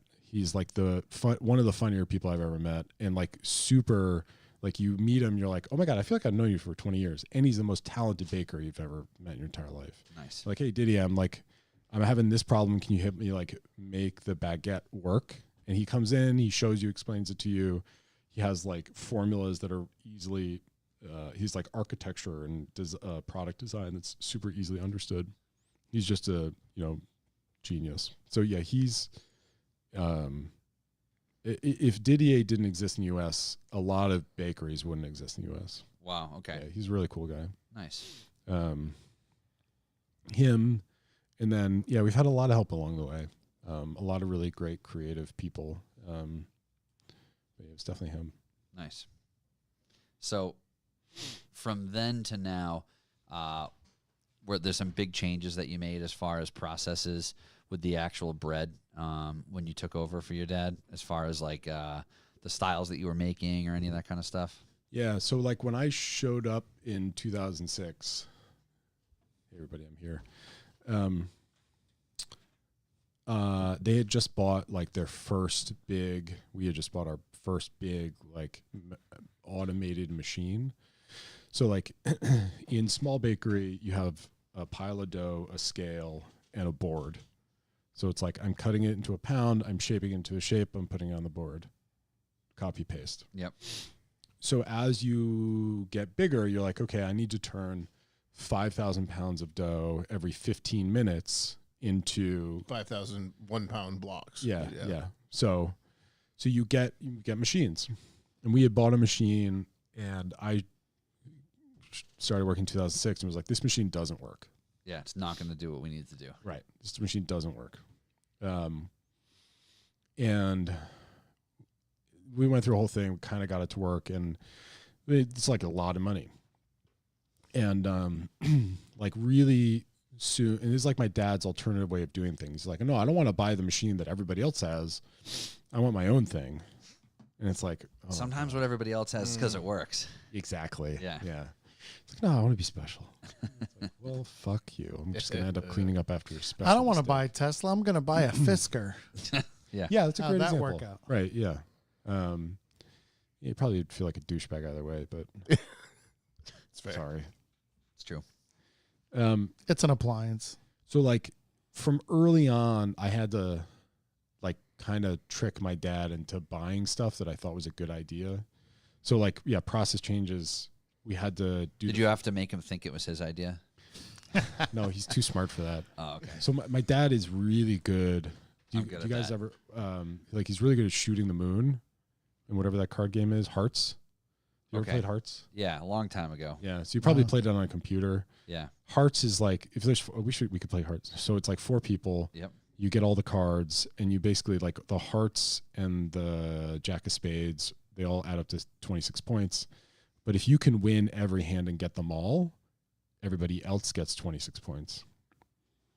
It's called shooting the moon. Okay. But it's like, Okay. if you know I'm shooting the moon, you're going to know I'm fucking shooting the moon as soon as I win a hand. And you're Yeah. going to be like, nope, I'm not letting you do this. I'm going to take one for the team. My dad will shoot the moon. You'll know he's doing it and you can't stop him. That's good. So there's no talking him into doing anything. Yeah, he's gonna do it however he's gonna do it, and exactly. that's it. Right. So it's like, and it's like, you're too fucking smart for your own good, dude. So now you don't have to worry about that because you can just do what you want to do. Yeah. Yeah. No, that's a scary thought. Yeah. Yeah. Being solely responsibility for the livelihood of 200 people and their families. I'm Yeah. having a good time. Yeah. It's a great Please. time. Yeah. Everything is fine. Everything's Everything's fine. fine. No That's one's fine. crying in the corner. Nothing's on Definitely not. fire. Yeah. Yeah. As far as like you're talking about the flour and buying futures of it, have you changed like big portions of ingredients over the years, like things like that? Like, you know, instead of using this product, I can get this locally instead of. Why are you not just importing and buying all the spending all- yeah. ingredients from China or Asia? Just have them shipped over. Make all that money. Yeah. Yeah. No, yeah. You could buy totally. lots of cars with that. Yeah, totally. No, not really. Like, if anything, it's taking stuff out of it that's unnecessary. Like, Eliminating unnecessary ingredients. Yeah, exactly. So most of our stuff is 4 ingredients, 5 ingredients, but most of it's flour, water, salt, yeast. Yeah. Except for the sourdough, it's flour, water, salt. So that the yellow one that's 3 ingredients, I think. Flour, water, salt. It's pretty incredible. But there is really cool technology now with food. Like food science is amazing. Yeah. So a lot of it is it's more like putting. Is it 3? Nice. Except the Thank you. it Fana. is fresh milled Northeast flour. Yeah. Yeah, the FDA isn't going to check me on that. So, yeah, so most of it's process. But it is though. Like I Oh, know yeah, how no, it anal is. you like yeah. Like yeah. you didn't No. put that on there just to No, fucking I try know. and brag on some bullshit. Yeah. It really is. Yeah. It's kind of a big deal. Go ahead. Yeah. I mean, like it's process. Like making the bread is easy. Don't fucking overcomplicate it. Because if you keep overcomplicating, it's just going to not be that big of a deal. And like just, I don't know, I feel like people who take it too seriously, like, oh, bread's the best. It's like, nah, it's not. Neither is ours. Yeah. But yeah, it's about like the production processes, the people processes, and ours aren't perfect. The QA and food safety processes, like making sure that like when like quality is a trip. I don't like it's. Yeah, as far as like developing consistency, and then I imagine the guidelines for the commercial bakery, as far as Board of Health and all that stuff, is completely different in ways than Atticus is. Oh yeah, yeah. I mean, like to sell into a place like Trader Joe's, you have to be audited by a third party. Oh, every wow. year, and it's like a 3-day thing. Now the FDA does annual audits, like real ones. Before they were a joke, and now they come in for 3 days. When they start doing real ones. Like 2 or 3 years ago. Post COVID, they're like, we got to get our shit straight. No, I think People are I wondering think why the they pay law- us. We should do something about this. No, like real. I'm just saying, like I mean, honestly, they're just really underfunded as a perfect. yeah, Just what I needed. yeah. I don't. Let's not go down that road. Yeah, no. I mean, honestly, there are guidelines right now. Like, don't eat. Don't make something that's going to give me diarrhea. Don't eat mixed lettuces right now. Yeah. Because FDA, there's a lot less FDA people right now. So like the way that works is like USDA and FDA people, they'll actually be in companies. So if we were processing meat, if I was making, You have a rep who's there all the time. you're paying for a USDA person to stand there and make sure that you're not going to fucking kill somebody. Ugh. Because like giving a kid listeria is going to kill them. Giving a kid E. coli is going to kill them. So if you're making, I'm going to pick on somebody I know without naming them. If you're making like frozen raw meat ravioli, like that is high risk. Bread is not high risk because we have a kill step. Everything that leaves is baked. So Yeah, when you're letting a raw meat, frozen or not, when you're letting raw meat leave Oh, the yeah. facility, Yeah, there's you're a counting on immense that amount of person to cook risk. that all the way Yeah. through like they're supposed to. yeah, And even that, If you they could do, you have such opportunity to introduce bacteria and Yeah. contaminants to it, cross-contaminate it. yeah. So making the bread's the easy part. Making it super consistently, because nothing pisses somebody off more than being like, "Oh, I love this," and then they show up and it's like, "Oh, it isn't the same. Yeah, I don't like this. My trust is gone in you." yeah. If The you, same as going consistency's to- not there. Not insisting, but suggesting we go to Jeff's Pizza tonight because, like, dude, the last 2 times it was banging, and as we walked in, I said it's going to be terrible tonight because it was It wasn't perfect the last 2 banging. times, I mean, it wasn't bad. and it was good. perfect again. Okay, so good, yeah. they got their processy down Yeah. because No, it's more like consistently good. going from a Mark IV Golf to a Mark V Golf. Ew, why? Yeah, Because, what? no, meaning like, oh my God. Mark V Golfs lost are us. fucking terrible. Oh, okay, I Yeah, agree. Yeah. Okay, yeah. Oh, phew. Yeah, I was like, Why would you why go would you from ever 4 to want to 5? do that? No, but exactly. anybody- That's my gross. point. Yeah. If anything, you go from Mark 4 back down. Yeah. You're like, I fucked up. I'm going back. Yeah. 3s and 5s can If you like both go in the rust. trash. Yeah. Right. Mark IIIs, they're made for parts only. Yeah, parts cars. The Lots point was cars. brand Donor trust. cars. Yeah, brand trust. Yeah. Mark Keeping III the parts cars consistency. only as less parted out as than Corrados. And obviously, Yeah. like you said, there's a weird disconnect, I imagine, with the stuff that's going to the grocery store because you're not seeing that happy customer leave and like you're not getting like first-hand reviews so much, right? I mean, Mrs. Morton gives Charlie first-hand reviews of the grocery store experience. well, then the other thing, Chabaso bread. the other thing is how bad can the left. grocery store screw it up? Yeah. So it's like last mile shipping, Yeah. which is the most important mile. You have to actually get the fucking package there. Yeah, if they screw up that Yeah, last you've step, done all the work, and this guy fucked it up. Yeah. So you Come have to on. bake it off, which is super duper important. And luckily, we do a lot of work with some fantastic retailers like Big Y, Market Basket. Everybody, Dave. Do you guys have Dave's Market? Oh, yeah. oh yeah, yeah. Dave's is Southern amazing. Rhode Island's Big Dave's Marketplace. Yep. Dave's amazing. Best lunch bar ever. Yeah, Yeah. I'm There's pretty sure nothing- that's there's one. There's so many good things. I'm pretty sure there's one like Pembroke or Duxbury near where Mark and I went fishing recently. Okay. I passed one. Yeah, there's 14 of them, Yep. and they do as much business for us as 100 Big Ys. I was gonna say there's 14 of Wow. them, and 7 of them are in North Kingstown Yeah, Yeah. because they're all on Quonset and like all in that surrounding area. they crush it. So you're there. I imagine if they're doing that much, you are their primary bread provider. They probably have other ones, but yeah. Primary. Nice. But like we do the best with retailers who are willing to invest the labor and the training to people to carry the bread that last mile, to overdo that metaphor. Yeah, just to bake it properly. Because I imagine if they overcook it, undercook it, cook it at the wrong temperature, leave whatever it may be. Yeah. I'd probably burn the bread. At the end of the day, the point is, at the end of the day, if some kid who's some 17-year-old kid's covering the baker shift, and they wreck the whole Gotta rack be of 18 bread. to run the ovens, baby. You're Well, a what- legal adult. you Yeah. know, but, Really? yeah. Oh yeah. Oh, I didn't know that. I guess the point is, it's opening a door for somebody's first impression to be bad, or their second one to be inconsistent. Yeah. So that's Yeah, got to be and tough to deal with. And if you don't bake it off, you're basically thawing it out, which is bad because there's something called starch. That's it. There's proofing, and then it's just letting it thaw. Yeah. That's not right. Yeah. And like what happens is the starch of the bread actually starts to crumble because it's like going through that temperature zone. It's called like starch regeneration. I always get that wrong. But- Okay. And now there's like really cool enzymes that you could add. We don't really do that. That actually keeps things from staling. It's really cool. Cool technology. Sounds but cancerous to me. It's an enzyme, Oh, okay. so it's literally just Oh, it's amylase okay, put into a never mind. bread. And it's food science. Now, what's like the shelf life on that stuff that's baked off at the grocery store? So we do everything one day. So Okay. it's like we expect you to bake it off and it be gone by the end of the day. It's the best possible experience. Yeah. Okay. But a lot of retailers have moved to like 2, 3, 4, 5, 10 days. What? Yeah. And then there's some like vacuum packed bread with like nitrogen flush and a lot of enzymes in it that will sit on the shelf for 30 days or longer. Wow. That's- yeah, Now your so stuff bread. isn't. It's going 10 days. No, it's one day. Yeah, one day only. Yeah. Oh, okay. So I thought you were saying like people are trying to hold your Oh, shit no, 5 like days. different I'm like, brands. Yeah, there's like Oh, a brand okay. out of Canada that Canadians. literally like Fucking vacuum packs Canadians. their bread. So there's no oxygen in it, and they add enzymes, and they gas flush it. Weird. It's real super weird. Yeah.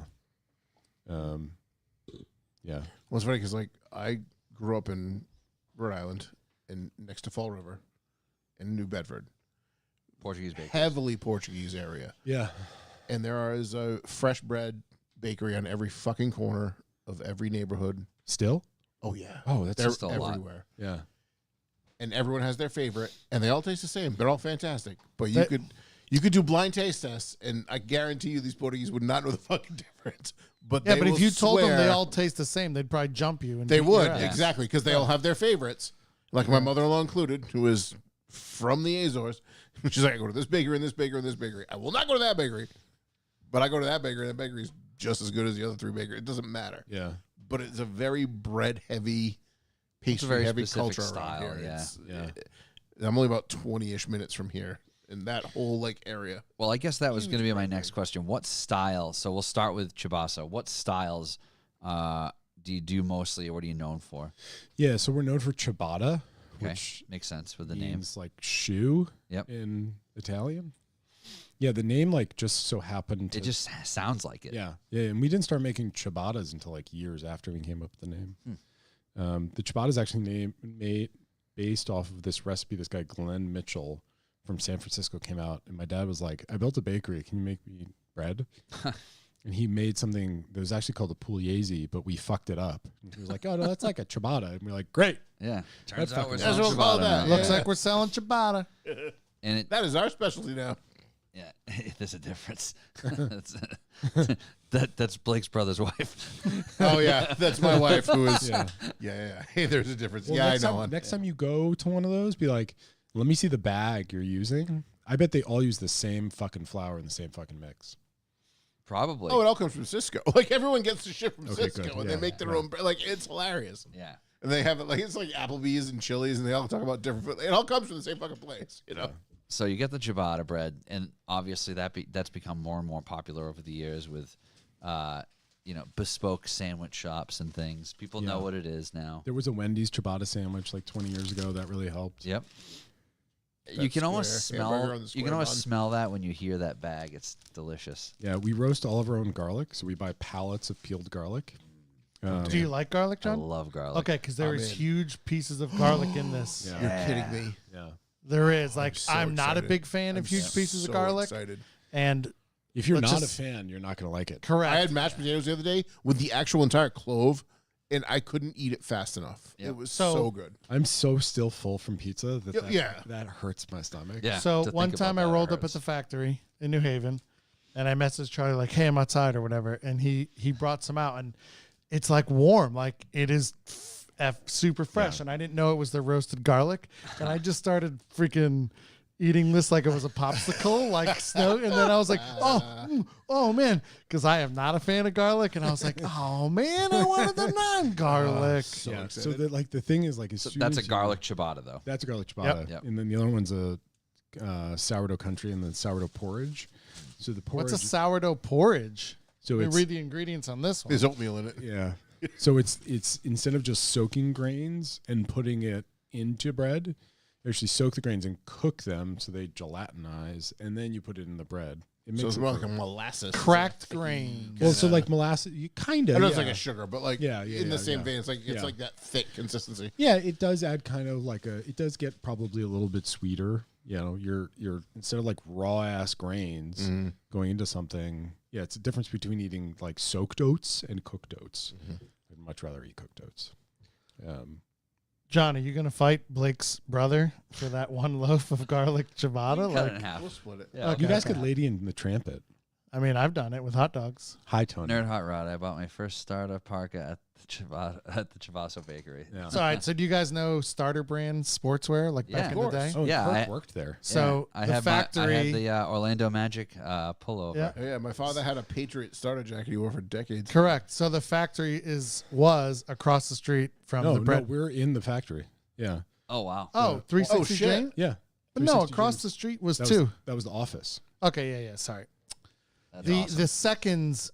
the seconds place where you could buy all the screwed up stuff was at 370, James? Or yeah, whatever? 370. Yeah, Right. yeah. Oh yeah, with like the logos So, yeah. stitched on crooked and stuff. Oh no. Yeah. I don't know. I got a Warriors and a Knicks jacket, and both of them, I don't know what the problem was. They were fine for me. So did you know starter started off as body bags?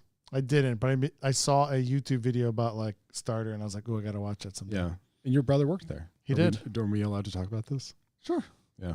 I think we the talked about it. Yeah, what is it? The statute of limitations is passed on the things that went down at Starter Yeah. when my brother worked there. Because they've been Oh, closed for Kirk. 20 years. Yeah. Yeah, the founder of Starter was this guy. I don't remember his fucking name because it's not worth remembering. He was an asshole. He still is an asshole. I hope his grandson's listening to this. I went to high school with his That's grandson. Probably a stretch, but good for So yeah, he ran our high school basketball team. He sold us the building, and at the closing, he raised the price 10% because my dad was like really pumped and excited. So it's like, yeah. Oh, you really want this? I'm going to jack the price of the Yeah, last exactly. Yeah. That's a How total is there not a dick contract move. in place before this? Like, Doesn't matter, dude. If you're like at a closing, be like, nope, I'm not going to sign unless you do X, Y, Z. It's like doesn't That's matter. crazy. Yeah, contract's contract. Sue me. I've been on the plus and minus Wow. of that. Yeah. I feel like I would fuck myself and just be like, all right, go bang your ankles. I'm out. Yeah. Well, if Yeah. Eat this you need the shit. space. Find somebody else. Yeah, I think we had bought equipment, and it was like, coming Yeah, together. no, it's like- I would definitely not do well in that. I'm not, as far as that goes, I'm a little hot-headed when it comes to that kind of stuff. So I'd be like, and I wouldn't be loud about it because I'm really not that hot-headed, but I'd just be like, I think we're done here. Yeah. Did you really go to high school with Brett Sloan I did go to high school with Brett Sloan and his sister. Oh, shit. Yeah. and his sister? Yeah. Like you guys were close in grades? No. Oh. Brett was like, It's 2 only years 4 ahead of me, 3 years, so ahead of me. like you got to be. Yeah. No, and Brett and I we did a lot of art classes, That's right. not together, but tangentially. And I remember this was like 1999, and I remember he was talking about really wanting a Ginster Yellow Mark III VR6 GTI. So did Who I. wouldn't? Yeah. He wanted it in '98 when they came out with them, driver's edition. This Yeah. probably was I would have pretty wanted the close Jazz to Blue. 98. It might have been 2000. '98 is when they came out with the driver's edition, yellow and blue, Yeah. Mark III VRs. Yeah. I remember him talking about that, and I was like, fuck Shout you, out, I want a Brett. Corrado. You've been I like, was you want to a- race my Corrado? I was a freshman around that time. Okay. Yeah. Yep. Yeah. No, I thought, I was like, oh, this guy's pretty cool. And he Sorry. wants a yellow car. It's a bold move. Bold move, Cotton. Yep. See how it works out. All right, so the sourdough craze. Let's talk about what sourdough My means. daughter's a victim. Because, She get on the sourdough. Oh, she's got a starter. She's I making. don't actually know if she has a starter, but she does make sourdough once in a while. So Well, if she's making it. She I has think she's got a starter. little She has to have a baggie starter. somewhere that's hidden. I haven't Yes. seen Yeah. it, but But let's talk about baggie of white powder. let's know, talk but- about the I mean, I'll take it because when she makes it, it's fucking the delicious. technical definition, the craze, what you guys make, all that sort of thing. Yeah, so like my first kind of hot take on this is like everybody buys like this is my 100-year-old sourdough thing. Yeah, yeah, yeah. And it's such People selling them on Etsy and shit. yeah. I like that's what I should have done. That's what I should do. Sell Self-starter. starters. Yeah, still start a package. You could have Come up- retired to the Caribbean. Yeah, come years up with ago. some like Yeah. stupid fucking sorry, I'm swearing a lot. That's fine. Like so it's like okay, so even if it's 100 years old, so the way you feed this thing is every day you add equal parts old stuff, equal parts flour, equal parts water. So 1 to 1 to 1 to 1.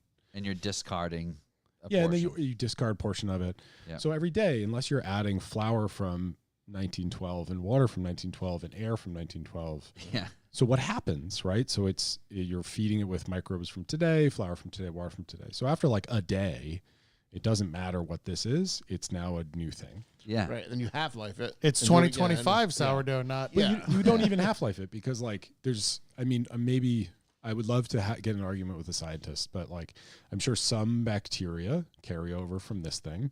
Of the trillions, there's one maybe left. Yeah. Yeah, so what you're trying to do here is create an acidic environment, like below, like between 3.8 and 4.2 pH. So the lower the number, the more acidic, where certain acids live and certain acids don't. They're mostly acetic and lactic. So I think the lower it goes, the more acetic it is, but like the great part is lactic.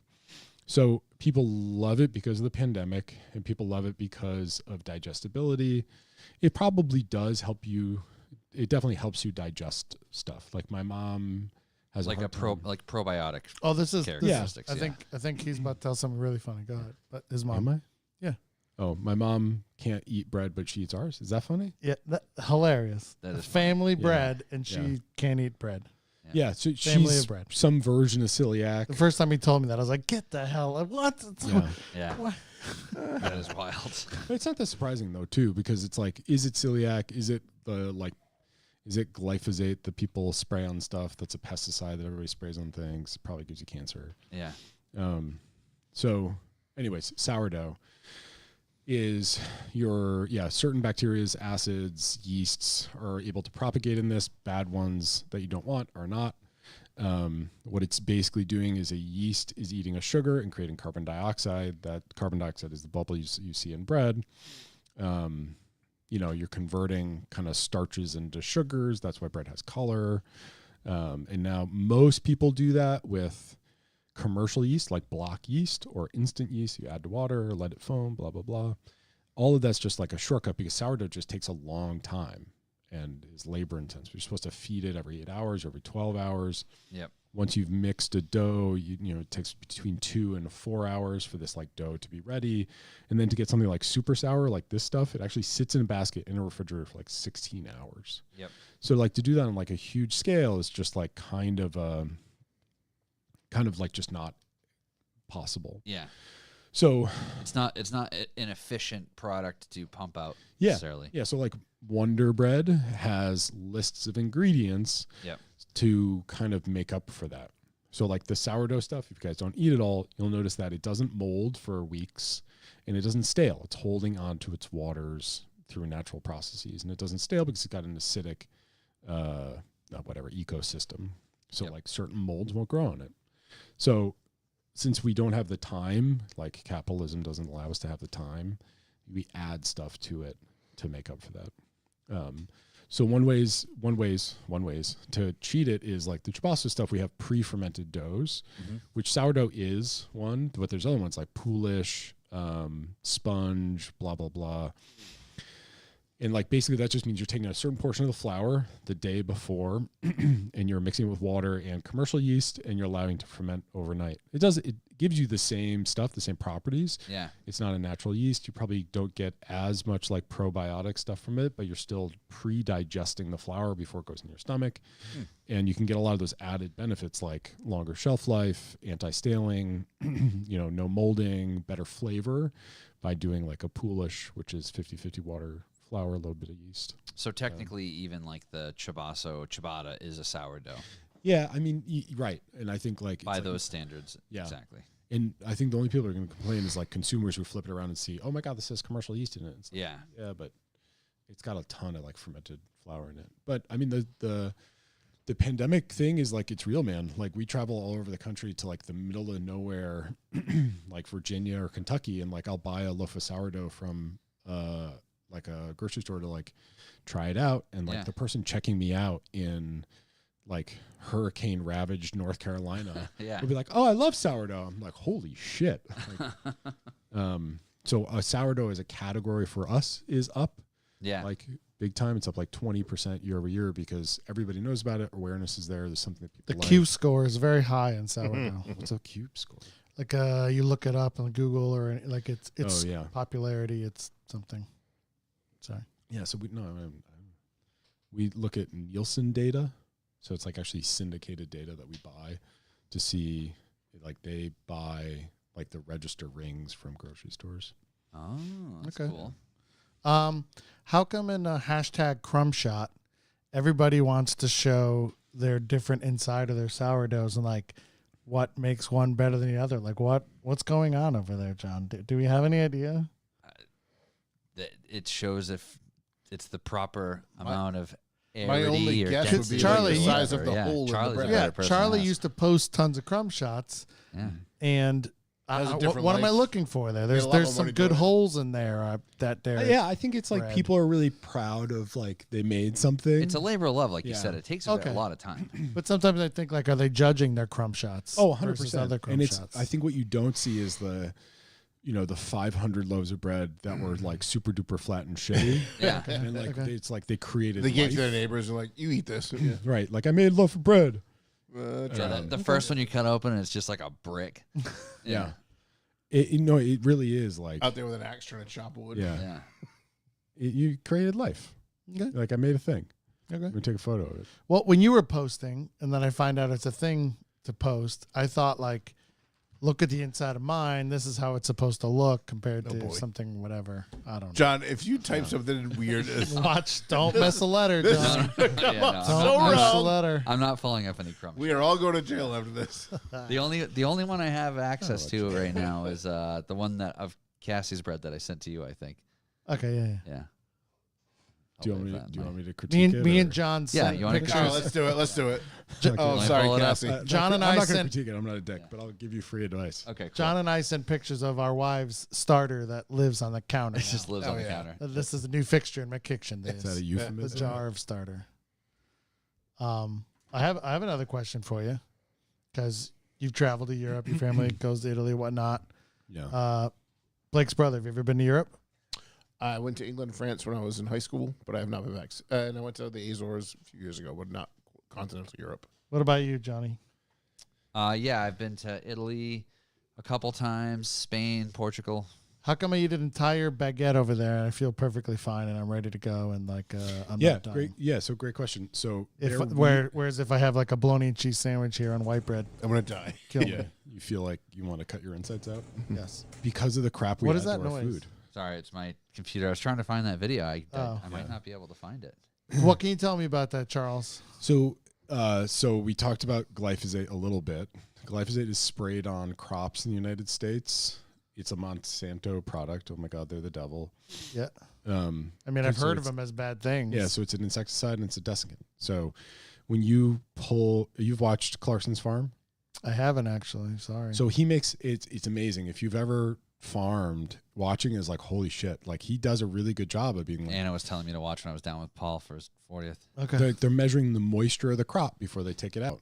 Because so like, what do you think happens if you take tons and tons and tons of a little grain and throw them in the back of a truck and it's too moist? Yeah, Moldy. Mold, right? Yeah. You get molds or it germinates. Mm-hmm. I'd say bacteria of sorts. Yeah, you're fucked. If it's too dry, you're leaving money. You want as much water in it because if it's too dry, it's gonna not weigh enough. It might be kind of like on the dead side. So it's like the moisture is such a crazy thing. So one of the ways to control it is people spray this desiccant on it, where it's like also like, hey, maybe it's like perfect, but it needs another day of sun, but it rains. You're like, my whole crop's ruined just because it fucking rained today. I could have plucked it. So there's a lot of ways farmers put a lot of like their whole money, or their whole life savings or whatever is tied up in this thing every year. So, hey, you can spray this thing on it and It's going to make your, yeah, okay. So we spray glyphosate. Europe banned glyphosate, I think. I think it's still banned. So, and then Europe has a different classification. They don't do organic. They do something called like biologic. This isn't Cassie's. I was saying that steak looks terrible. This I don't even know. I don't know what that is, but it's not bread. show Charlie the bread my dad made for feedback. Oh no. This is hilarious. Paul McGraw. Oh my God. Yeah, Paul. I have no feedback. That's a hamburger. What is that? I'm trying to think what it most resembles. I mean, it almost looks like a that's so processed funny. processed meat It looks like in shitty a weird fudge, shape. It does look like shitty fudge. right? Yeah, this was I can't find the crumb shot video. So that looks pretty good. Just like really quickly. Yeah, that looks pretty good. It had a nice ear. Yeah. Well, it's like the I know what that Thanksgiving means. turkey and Christmas vacation or whatever thing. And you did it in a cast iron thingamajiggy? Yeah, in Dutch that, oven. in that Nice. yeah, That's just great. right Dutch on oven. there. Yeah, she Oh, does she's those. got in her knife She does that in a going. Dutch oven. Oh, she's doing the whole thing. Yeah, she's doing all the designs and stuff. Yeah, that looks now. pretty good. I mean, the key to making stuff at home is temperature. Like everybody has. Oh, those are crunch There's one. shots. Yeah. Yeah, Oh, that's bottom right. yeah. Those are my slices of bread from making. Those are the money Those shots. look banging. Yeah. Well, no, I It's a beautiful crumb shot that's right there. you bought that. at the bot one. No, I had a video of her Well, like now I want a splitting a piece of bread loaf. with an egg on it. How are Yeah, you egg in the hole. I'm looking pretty hungry right now. Let's make that a sandwich. This is me making. Don't judge egg in us, the hole. Charlie. It was a question. Yeah, I can't find the video of I had a Yeah. video of Oh Cassie my God, splitting Also, a Paul. loaf. still don't know what this Paul, is. that Get this off is- the screen. I can't keep looking at this. Paul, you should never let your father make anything. Yeah. again. How are you alive? You shouldn't even make cereal. Just take them away from the kitchen. Yeah, it's rough. That is rough. Paul's dad recently lost his wife, so I'm going to let that go. Oh, I'm sorry. Thanks for telling us that. Yeah, after. that's what I'm saying. Let's not roast him too hard, guys. That's a great loaf of bread, Paul's dad. Just give it another try. It'll be better. Just don't make frozen pizza on the plastic tray. Don't use Play-Doh. You just typed bread into Google, John? Into my Google Photos. Oh, okay. See, if you had Apple Photos, you'd be fine. No, I just searched it on Apple Photos and it didn't bring up the video. I'm hoping that this will. I'm trying both. But it's Yeah, not. okay. So we spray shit on our food here. They don't spray shit on the food. there. And that's why The you same can as- eat 2 pounds of pasta in Italy and you don't get fat. It's the same That's thing. true. It's like very organic. I know. Everything's like whatever. You do feel nice. I mean, there are fat people in Italy. Of course Like, there are. There's fat people yeah. everywhere. But yeah. What's funny is first I went in 2010, and I just went back last year, and I was like, wow, you guys have really adopted well to the fast food world here because, woo, Yeah. I am not alone in my body style now here. it just took them so much longer to get there. Correct. Yeah. But same as aspartame. Yeah, Put what on does my that do diet. to you? It's highly cancerous and definitely 100% banned in Europe. It's basically banned in the whole world except for Is it the fake the sugar? Americas. Yeah, fake sugar. Mm. So Oh, here we go. 5-year out of date yeast. Oh boy. that's what he said it was? Yeah, That looks like the surface of Mars. that's pretty wild. Yeah, I mean, I think a couple things probably could be tweaked. More than Somebody- just the yeast. Sprinkle some moisture on that. That crumb shot is the best thing That's ever. the worst ever. Yeah. It's pretty funny. Thank you for contributing, Paul. That was good. Oh my God! Don't cut the donut, John. Don't cut the donut. You can cut the donut. Don't rip the donut. Don't touch it with your dick beater. Dirty dick beaters. Yeah. Thanks, Toby. Well, But yeah, so sourdough, it's a whole thing. There's real sourdough. There's What? traditional sourdough. There's a lot of different angles on it. There's sourdough that people think is just what's on Instagram pictures. There's also probably a lot of sourdough out there that's not really sourdough. They just think it is, and then just doing their thing. and Charlie, what do you think of nobody really knows. cornbread? I love me some cornbread. what do you like about it? It can be either really right or really wrong. This There's is not true. a lot in between. There it is even some like that are bread? amazing. There's some that's really good. And I mean, there's I some feel like that's it's barely terrible. bread. Same with a Yeah. corn dog. It could be hit or miss. Yeah. Do you know you're probably not getting any nutritional value from corn? Do I look like I get nutritional value from anything I eat? As I've said before, I'll say it again. Fuck, I'm supposed to look for nutritional value? I don't know. I let's eat get like online. an That's what I've been 8-year-old. doing wrong. Yeah. I eat like an 8-year-old. Have you Yeah. seen the death rate of 8-year-olds? It's very low. Yeah. Was it the fact that I've outlived Richard Simmons died before Keith Richards, and who else? Makes me rethink this whole exercise thing. Yeah. Yeah. I mean, I think I'm gonna fuck this up, but I think that's one of the reasons. Like North Korea had this like huge famine because they switched from something to corn, and if you don't process corn, so that like in Mexico they nixtamalize the corn before they make tortillas. They what? Nixtamalize corn. before- Nixtamalize? Nixtamalize. What the I never heard that word before. I was Dude, you today's learned years a lot old. today. I was today years old when I learned about nixtamalize. So, do you care about corn tortillas? Yeah, let's do you go. them? I mean, It's we're a in it. bread Let's of go. type. Let's go now. So corn tortillas, like if you ever had a really good one, like why are they stretchable, malleable, and not just like fall aparty like a soft corn tortilla, not Taco Bell bullshit? It's because you're taking the corn and soaking it in an alkali bath, the opposite of acidic, and you're breaking down the amino acids or breaking down the proteins into amino acids. And that's called nixtamalizing. It also makes the nutrition available for you to eat it. That's why people in Central and South America eat a ton of corn. It could be a simpler diet. But if you were just to eat corn, you would get absolutely no nutrition from it. You would fucking get scabies. It comes out whole. I chewed it. Why did it come out whole? Yeah. Just asking. You're right. I should tone down the food science. No, I'm learning keep so going much. with the science. Yeah. I'm learning so much. Yeah. Okay. So yeah, if you ever decide to like eat corn as a staple of your diet, you might. It's just a complete waste. Yeah. Right. You What might. about corn on pizza? I'm okay with it. I am too. Yeah. Like a street corn pizza. Yeah. It's Yeah. good. Yeah. Okay, We've done a corn okay. pizza. I'm okay with pineapple on pizza. I'm okay with ham on pizza. Yeah. I think a Hawaiian pizza is kind of cool. Okay. I like a pineapple bacon. Pineapple and bacon's good. Yeah. It's probably better Okay. than ham. Yep. I think so. If I do pineapple, I usually do pineapple. Do we want to bacon. get to the part where Charlie's like, "Hey, I live in New Haven. I'm gonna make pizza too, like a real idiot." Oh yeah, we're gonna get to that. Oh, okay. Okay. I just felt like we needed to touch on the sourdough thing, which we've done. We've handled it. We touched it. Yep. Then we So put it back. now pizza. You said you're doing these specialty nights at Atticus. Pizza was first. Now you got burgers coming up. Pizza in New Haven is a very It's a specific, religion. yeah, I feel like. very opinionated thing. The politicians got the signs changed at the border that says "Pizza Capital of the World, Connecticut." yeah. Yeah. So That's a are bold, you doing that's a bold a statement. New Look, Haven style pizza? They got the signs changed. So Yeah. we call it New Haven-ish. Okay. So, yeah, I feel like all of this was started by people not from New Haven. Yeah. There are a few. Oh, he's playing Haveners. that card now. Here we go. Yeah. Is it Dave Portnoy's fault? No, I don't know.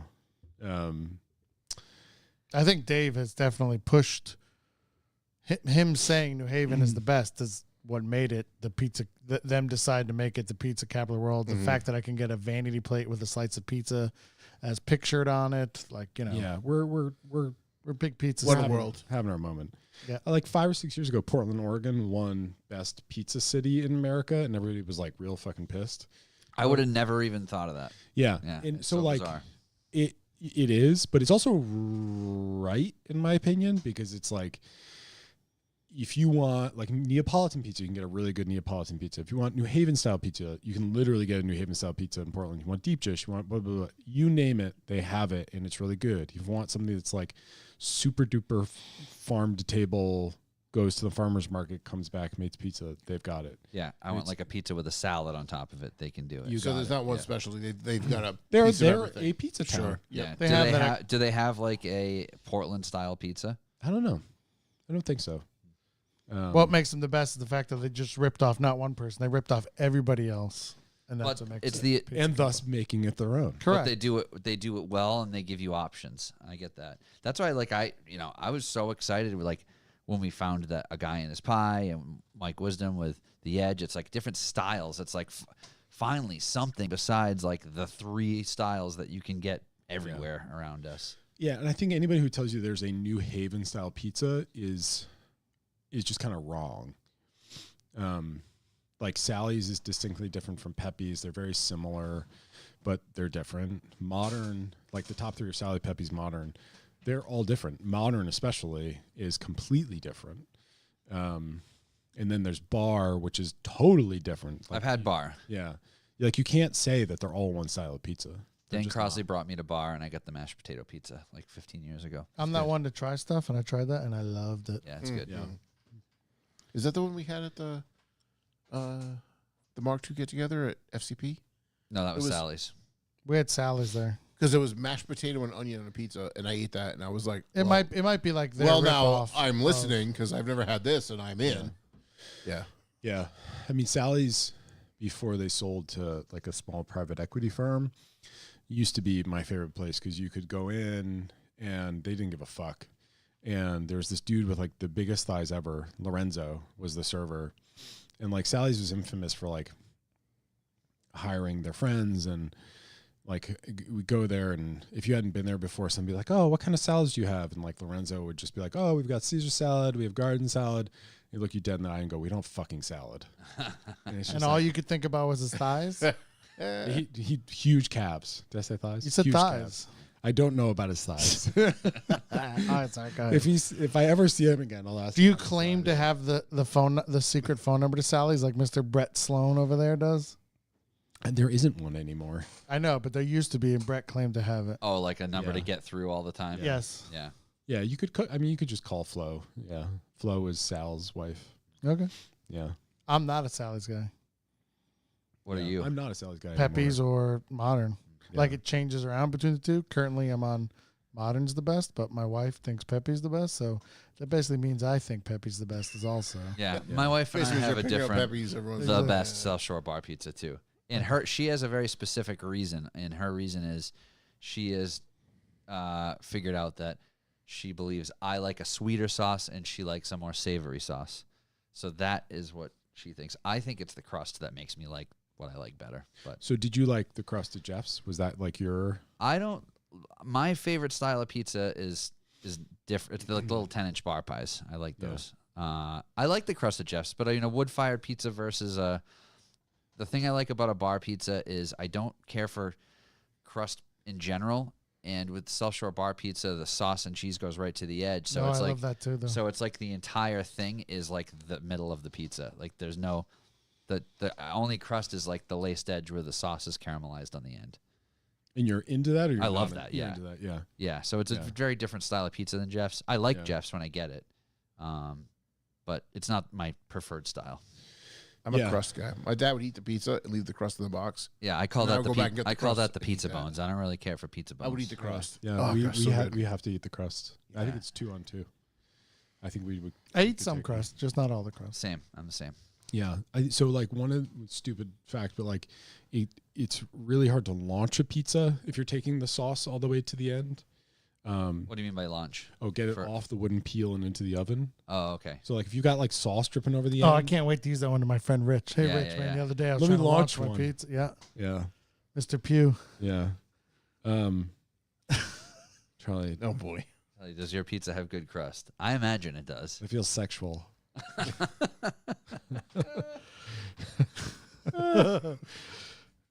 Does it have good crust, Charlie? I think it does. Yeah. Answer the woman. I think it has good crust. Scott, I will go and we'll try the pizza together. Oh, nice. Dude. Come on down. This is my You know- favorite. you- This is my current favorite pizza.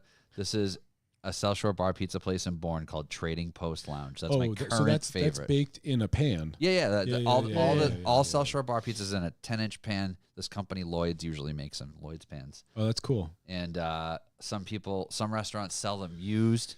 It's not baked on that. That's just the No, plate no, they serve it yeah, on. yeah. It has a little lip on It's like it. a Detroit style It's pizza, black. but it's Yep. round. And it's probably Yeah. black, too. Yeah. Yeah. Yep.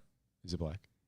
Sometimes they are. I mean, they're not black out of the box. I think they turn black after some use. One thing I would say is Charlie's been selling pizza now. I got this wrong for 4 years, he said. Yeah, and you still Three and a haven't half, been. And I still haven't been. And I thought it'd been like maybe almost a year. Yeah, that's the pizza. That's He's like, all South closing Shore. on bar half a pizza. That looks decade. great. Yeah, this is at the brewery where the car thing is on Sunday. Oh, nice. Scott will never try it either. What are those dollops of what? Ricotta. Oh, regatta? Yeah, regat. The regatta? Yeah, but yeah. So the style of pizza that you're making is more like Jeff's in the sense that is it a wood-fired oven? No, or- we have the exact same oven as Jeff's. It's like a Pizza Master electronic oven. Okay. We have a couple of bread ovens that are electronic. Electronic's like super good. Like it's very stable. Like wood fired is, I had one in my backyard, and it's like to try to get to a temperature, you're either catching it on the way up or catching it on the way down. Like you have fire. To hold the consistent temperature is the difficult part. Yeah, and I think so. That's why, like, you have that range from Neapolitan to whatever you want to call it, like New York or something that's like kind of New Haven-ish. where Yeah. you're Now, like- where do you put New Haven on that scale? Like as far as I don't know because I've only had Sally's like once ever. So what would you compare it to besides New Haven? Would you say New Haven is like a Neapolitan style pizza or is it No. like a? I think like so. I would consider New Haven thin.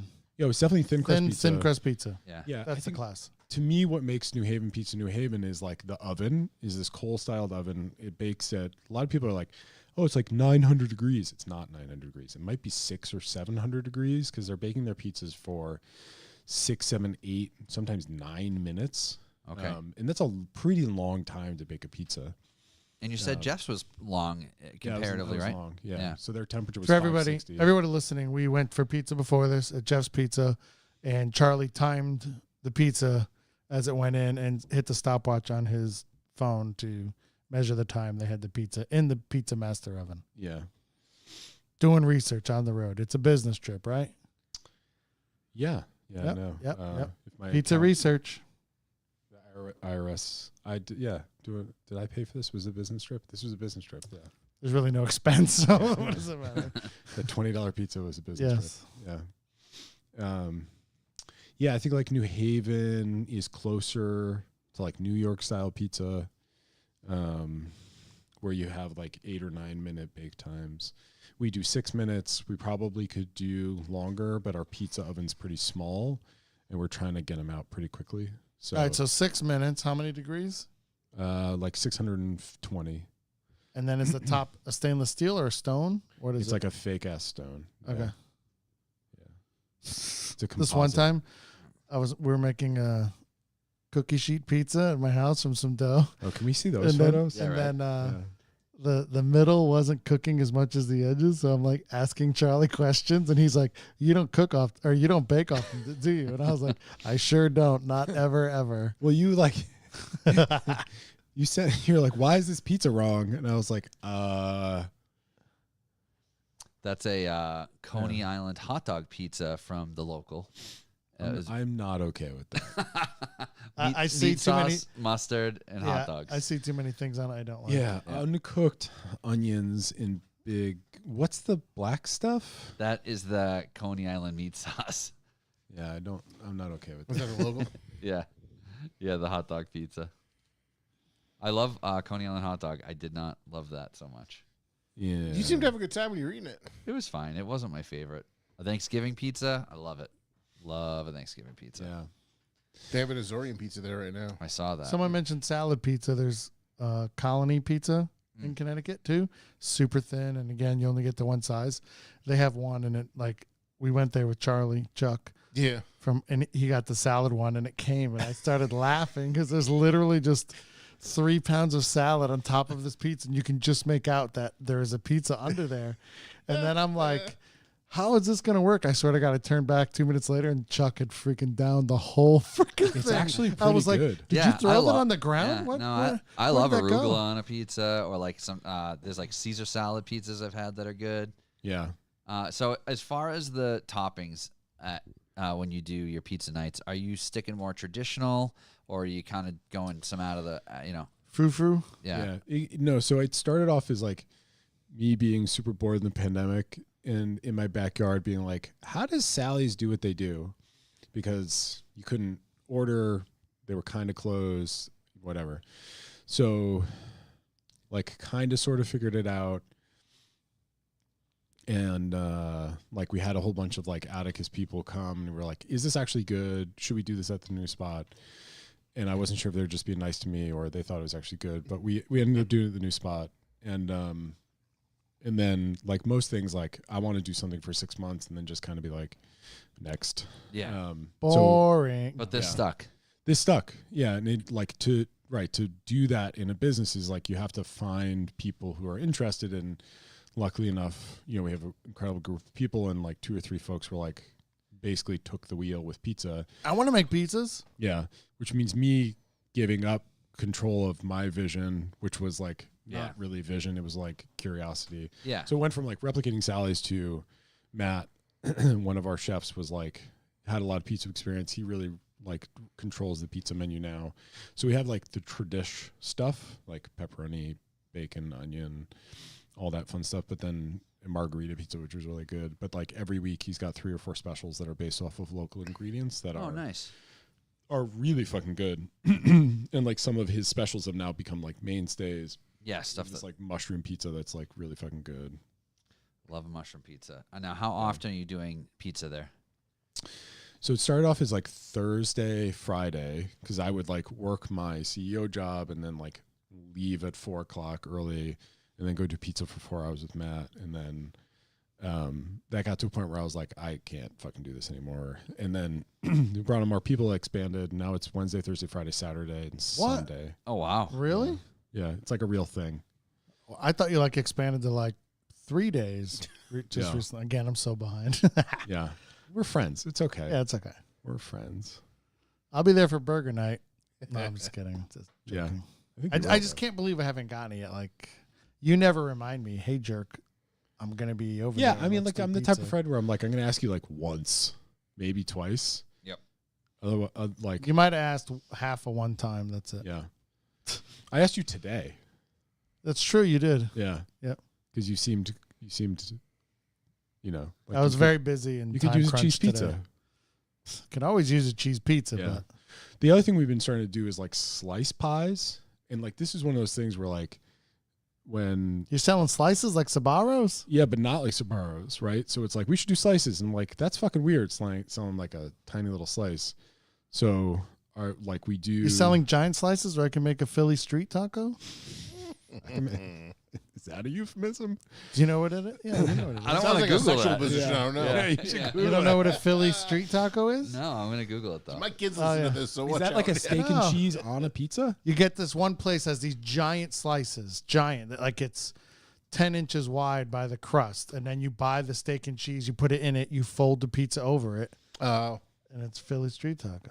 That's like the Saturday Night Live commercial. Where at I the think end that's they what have it's called. Am I messing an entire it up? shopping bag full No, of stuff. I just Googled Philly street taco on my Apple photos, and it's like nothing came up. Oh, what's it? Oh, He's like a am I messing turducken. this up?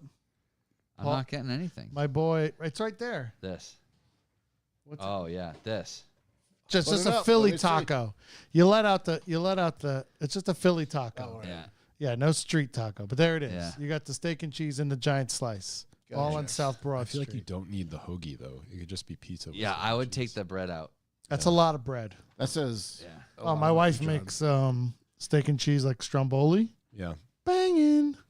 Is that also with the pizza dough that you buy from Big Y? Yep. Yeah. Yep. It's very versatile. Scott's making this up as he goes. I'm not, I swear. I'm saying you should take that bread, Look at me. I know what I'm talking about. Fillet it. Bad foods. Yeah. fillet that bread, and make the pizza on top of that. Now we're talking. Yeah, sorry. Just had to bring that up. I made some good steak and cheese on Father's Day for the cookout. From Blackstone Steak Blackstone? and Cheese. Yep. Okay. Real good. Where did you get where do you get the steak, or how do you do the steak? Just the butcher at my local market. Got some shaved steak. Thin Yep. shave? Okay. I miss my butcher. They moved or they closed. Yeah, That's no, my the butcher. the butcher. There's in no other Hannaford's actually Portuguese good. butchers in that neighborhood next No, to there really aren't. These are Really? Portuguese twins, and they were well, I shouldn't say twins. They're cousins, but they basically twins. One of their fathers owned one of the most like prolific meat markets in the city, and that guy retired. And then they did a smaller version of it, literally across the street from my house. Gone So I now, could go there and just go like, I was like, I'd like 8 hamburgers, and I would watch them grind the meat and make the patty in front of me Wow. per burger. I was like, well, I'm gonna order it and come back because this is gonna take a minute. It Or does feel shaved steak, they inefficient. would shave it in front of you. Oh my god, so good. And they're gone. Yeah, What happened to them? they just weren't big enough to survive. All right, sorry. Yeah, Or I cut that efficient off there. enough, So apparently. you Yeah. were making slices, and what was the deal? I don't know what the fuck. So it's were a we talking different about? Charlie slice we pie, talked different than a Slice regular pie. pie. Yeah, so it's like the exact same dough, but like a little bit thicker in like an oblong shape. And it's like I like it almost better than our normal pizzas. 'Cause Really? It's like fluffy. You don't like fluffy. I do like fluffy. Oh, so you should have a sliced pizza. Sliced pizza. I expect the smorgasbord of pizzas to be served to me when I finally make my grand appearance at No, it's kidding. You should wear a silk robe. Just walk in. Yeah, just I'll wear short my cock belt. it in all this with us. Food And is it champion of just the world. dinner hours? I was or like, do you guys have are down pizza near at the lunchtime, wrestling too? building. Get a WD. But I'm sure there's one floating around down there I somewhere. think we started like 3. Oh, that's pretty good. I should know this. Yeah. And then as far as talking about food, we talked about the bread stuff, but is there like, do you do like sandwiches, or is it in the morning or in lunchtime? This Yeah, we saw a shit ton of bacon, egg, and cheeses. Okay. Whoa. And those are all made to orders, I imagine. This is Yeah. brand new information for Scott. He is. I am the Dave Portnoy of bacon, egg, and cheese sandwiches. I travel far and wide for bacon, egg, and cheese. Apparently not This that is my far. thing. The look on your face. Yeah, you're when yeah. someone you've known for this many years tells you something. It's Like, I'm hilarious. going to be there tomorrow morning for the sandwich. Yeah, cool. Okay. I'll see you there. All right.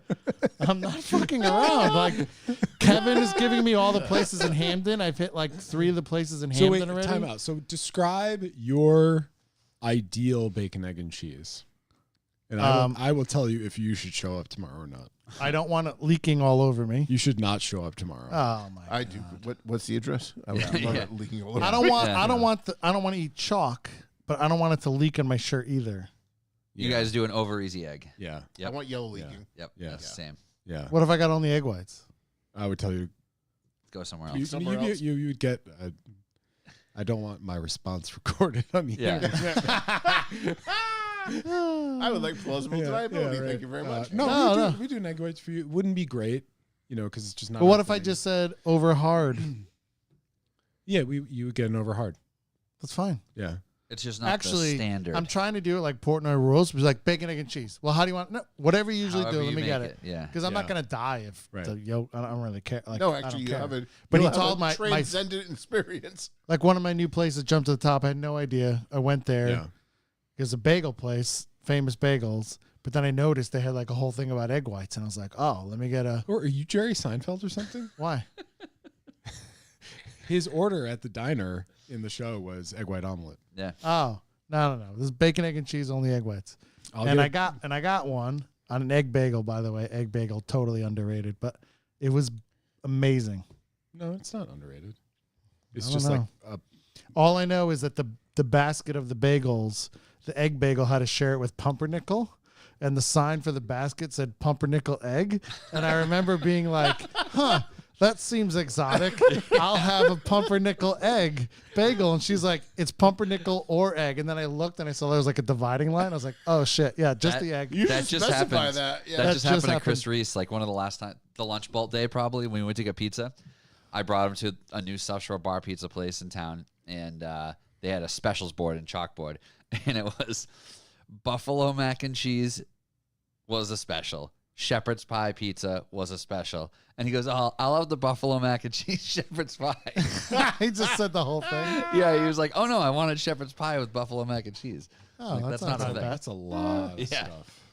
It's a lot of What stuff. kind of bread Yeah. do I get with Yeah. my sandwich? We do it on a brioche bun that we make. And so That's a good. That's Is a, that good? That's the right good. answer. Okay, Yeah. good. That's the right answer. yeah, That was Is that a acceptable, sourdough and croissant brioche? was acceptable. yeah. Like We I do it on like croissant. burgers. Yeah. I like pizza. Bacon, egg, and cheese is my thing. I love a bacon egg Okay. and cheese, too. Yeah.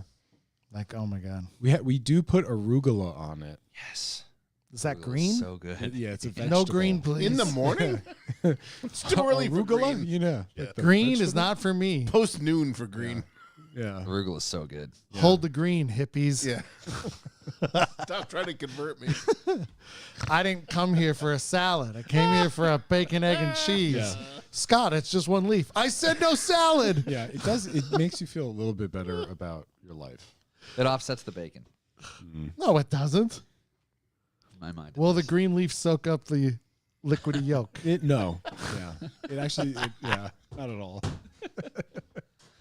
So you do breakfast sandwiches, lunch sandwiches you do made to order as well, or no? Yeah. Yeah. I mean, we have like a lot of grab and go business. Like we make all the stuff that morning. Like. Do you guys Okay, have an yeah. app? So like pre-wrap stuff you have in that in can like that pre-order? fridge case you were talking about. Yeah. Yeah. Especially the new place is like all grab and go cases.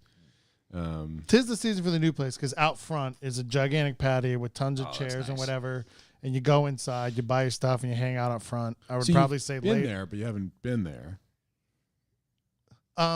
I went there with you one day to get lunch, and you're like, "Hey, we're going to this place down the street instead." I was like, "Are you serious right now?" Oh, I did do that too. You did do that. We did not go to your own Yeah. place. We were going out to lunch for the first time in your neighborhood, and you're like, "Let's go someplace I'm else." tired of this place. This place sucks. I know all about this place. It sucks. We're going elsewhere. Where did we go? We went to Nika's and Nika's. got paninis. Yeah, You liked good. it. I was I surprised. did like it. I got a chicken parm. It was delicious. Chicken Did you parm get a- sandwich. No, you didn't. You got a classic. No, what's a classic? It was like chicken with mozz and honey mustard and red peppers, and it was panini'd. Sounds great. I it's just said, really "Give good. me chicken parm, I'd chicken, like one cheese, right and now, sauce." That's all I want. Okay. Anyways, sorry, You want to way fight off about topic. it? Yeah. No, but I'm literally thinking about what I got to do tomorrow morning. So what time I got to get over there for Yeah. my sandwich? Yeah. Well, let me know. I live down the street. You do. We can be friends There you Figure it go. out. and hang out. So now what's the balance now that you're CEO of both businesses? Do you have like a set thing like, all right, I go to this office in the morning, I go to Atticus at this time, or do you just kind of deal with what you got to deal with and wing it? It's a little bit of both. Yeah. So I have like set meetings. There's one every day. It's like, but I'm not a meeting back to back. I've done that where it's Yeah. like, oh, hey, my Tuesday is literally 12 meetings, half an hour long. That sucks. And I don't think it actually does anything. And it's maybe a style that kind of drives my team crazy, but it's like you're involved. You're interacting with them. Yeah. So like, yeah, there's a lot of like, hey, where's this at?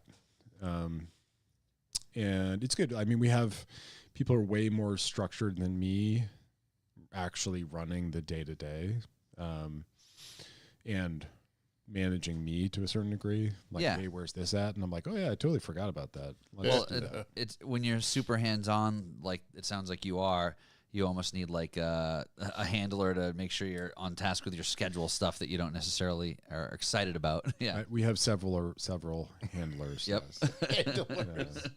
So good. But no, it's good. Yeah. So there's like usually one meeting, routine meetings a day. And then the rest of it is like, oh fuck. Are you developing a lot of new products like throughout the year, or is it, how does that, we don't have to go too crazy on this, but how does that generally look? How long does it take to develop a new product from an idea? So like we're actually, the big business is actually, our strength is not proactively coming up with new product lines. It's really reacting to a customer's need. Somebody coming to us and saying, hey, I'm looking for this, and knowing whether or not that's within our guardrails and saying, yeah, we can do that. And that'll take months. And you want to perfect it before it goes out.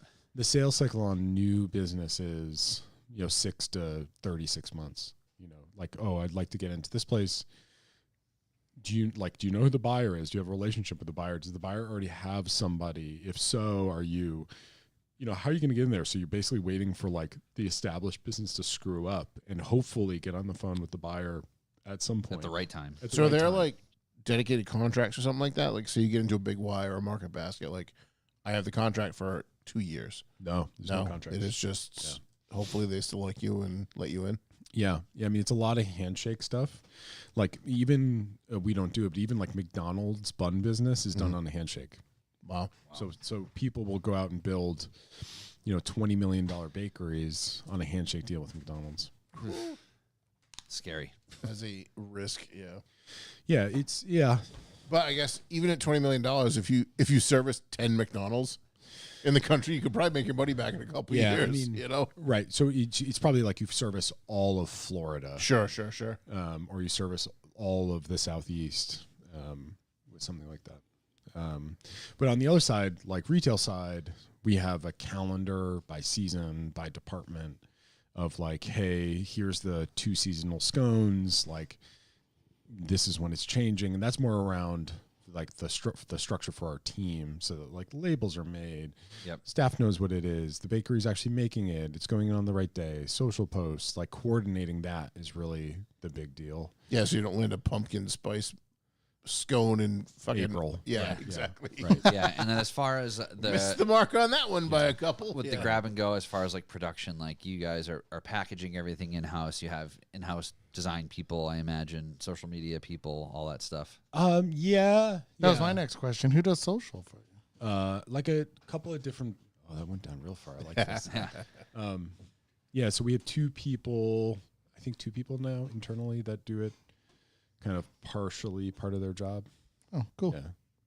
Yeah. We don't have like a dedicated social media service because they are really expensive. Yeah. It would more so be like, I guess the question was, do you have like does Atticus have like a marketing person that handles like the labels and, if that was like one thing? You ever bust out your old art ideas and making labels and designs? Sometimes, yeah. Pretty good at Canva. Canva's a cheat code. You know what Canva is, yeah. Yep. Canva's such a cheat code to the point where like now I can tell. I can tell when something is Canva. Yeah, that's Canva. Yeah. No, it's a great tool for like, I help my wife with a lot of stuff for her yoga studio, but it gets to a point where it's like what I will spend an hour on, she can do in Canva in like 10 minutes. And for her consumers, like I just need to see what time this yoga class is on Tuesday. Like the extra time I'm going to spend on it doesn't really matter so much for a story post that someone's going to look at for 30 seconds. Yeah. So, but yeah, it's great for the things that it's appropriate for. Charlie, sorry, go ahead. Oh, but the things that people will be looking at longer. So merch, yeah, t-shirt designs, sweatshirt designs, all that stuff, hat designs. We have like we've developed relationships with artists that we like over the years. So we have like 2 or 3 people. I had no idea there was merch. Yeah. I need some merch. What's You're this a guy? shitty friend. What's this guy's name?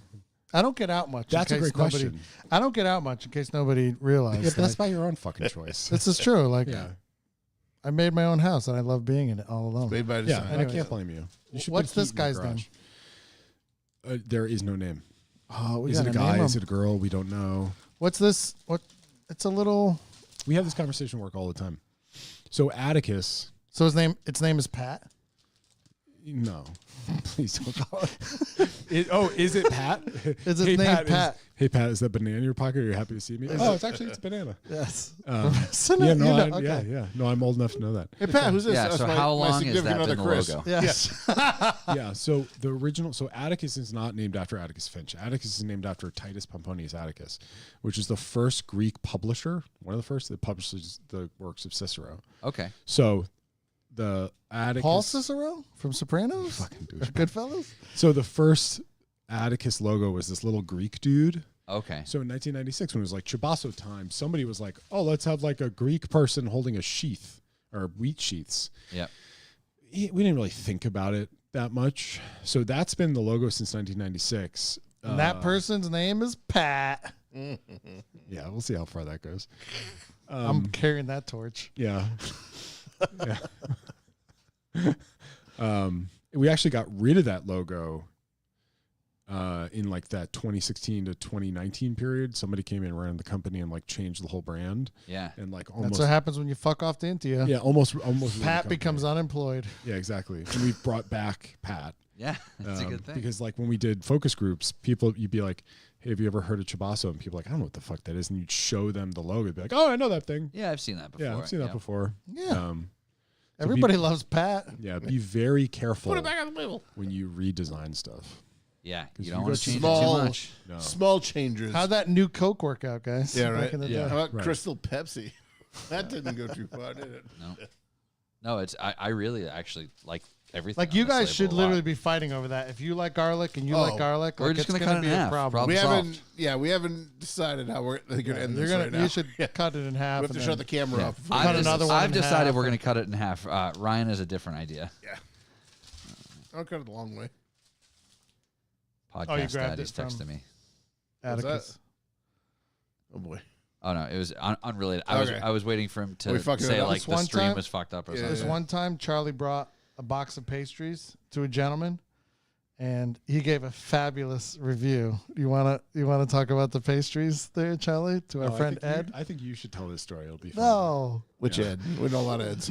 Ed is a diabetic old man who lives in a house, Oh Yeah. boy. and he's got a really bad limp. I think he's missing part of something because of the diabetes. Yeah. So Charlie just we're doing something with Ed, so we want to Butter Thank him up. you. butter up Sure, Ed. You're sure. Yeah. butter him up. So Yeah. Charlie brings a box of pastries from Atticus, and he takes them. Oh, thanks, I really appreciate it, whatever. So then we have to bump into Ed the next day or the next week. He's like, Charlie, the pastries. At first I thought they were a little dry, so I heated them up and I coated them with butter. My God, they were delicious. Good Lord. And Charlie was like, "Did that really just happen? Is that right?" I go, "That totally And then is no exactly one what wondered just why. happened." No, he didn't He even say had hi to diabetes. me. He Right. was like, I thought those pastries were a little dry, so I just put like microwaved them and coated them in butter. Ugh. And I really wanted to just like about face and just be like, I'm fucking leaving. Like, I hope you die. No one questioned why Ed had diabetes then. Yeah. I do have a couple listeners sent in things we Oh, should boy. probably cover because we're already actually almost 2.5 hours in. Oh my God! Jeez. It goes Is Charlie what was it? Dead fish? Guess what was it called? No. wet noodle. No, Wet he noodle was not guys? a wet noodle. I don't at think all. so either. It was great. I feel like a noodle. Who's- Charlie, is there Nobody a wet anything? noodle. Is there any projects or events or anything you want to plug that we didn't get to? Because we could do a 2-hour episode on like bread, on Atticus, on Chabaso, on pizza, all separately probably. So we were jumping around a lot. Check out the socials for Burger Night. Yeah. What's Yeah, coming Burger out. Night. yeah? What's the best place people can find like the Atticus retail space? Atticus Market on Instagram. Atticus Market on Instagram. We'll put that in the show notes as well. Sick. Let me get to these questions here. We have one message that says, "Tell Charlie I said Sarah." Oh, that's Josh. Hi, Josh. No, that was Derek. Oh, Derek. Yep. I'm sorry, Derek, that I. You messed that one up. Yeah. Is it Sarah, Sarah, like the old No. lady song? No, that was from H2O like 15 years ago. Oh, damn. Yeah. Nice. Yeah. TDs. What's the best butter for bread on that topic?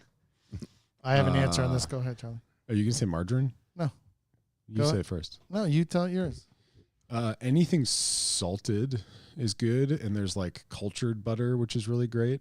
There's like super fancy shit from France, but just get like Plugra or something. Cassie buys some Irish one. I can't remember. Kate's the name. Irish. Okay. Yeah, it's like Kerry Kate's Gold or Irish. something. Yeah, there you go. Real quick, Yeah, I know that's we're good. going Gary long. Gold is different. Yeah. Yeah. What's your butter? I got this kid, right? My nephew who lives with us.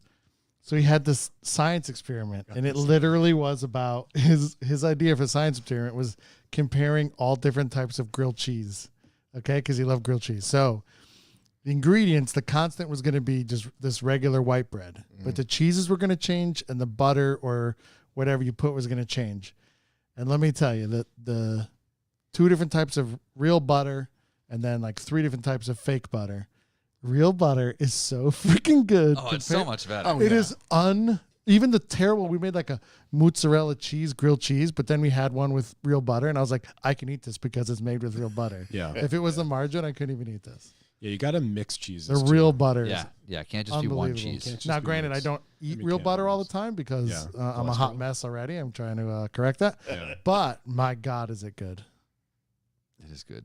That's all in that, sir. Butter's one of those things that I never like reach for bread. Like I will have like a dry piece of good bread with a meal and not worry about putting butter on it. So, do you leave your butter out on the counter? We don't. My Yeah. parents do, Yeah. but we do My not. parents do. The same kid I'm talking about experienced that at my parents' house and is like, it's so good. Yeah. So now we have a little Tupperware style container Yeah. of bread.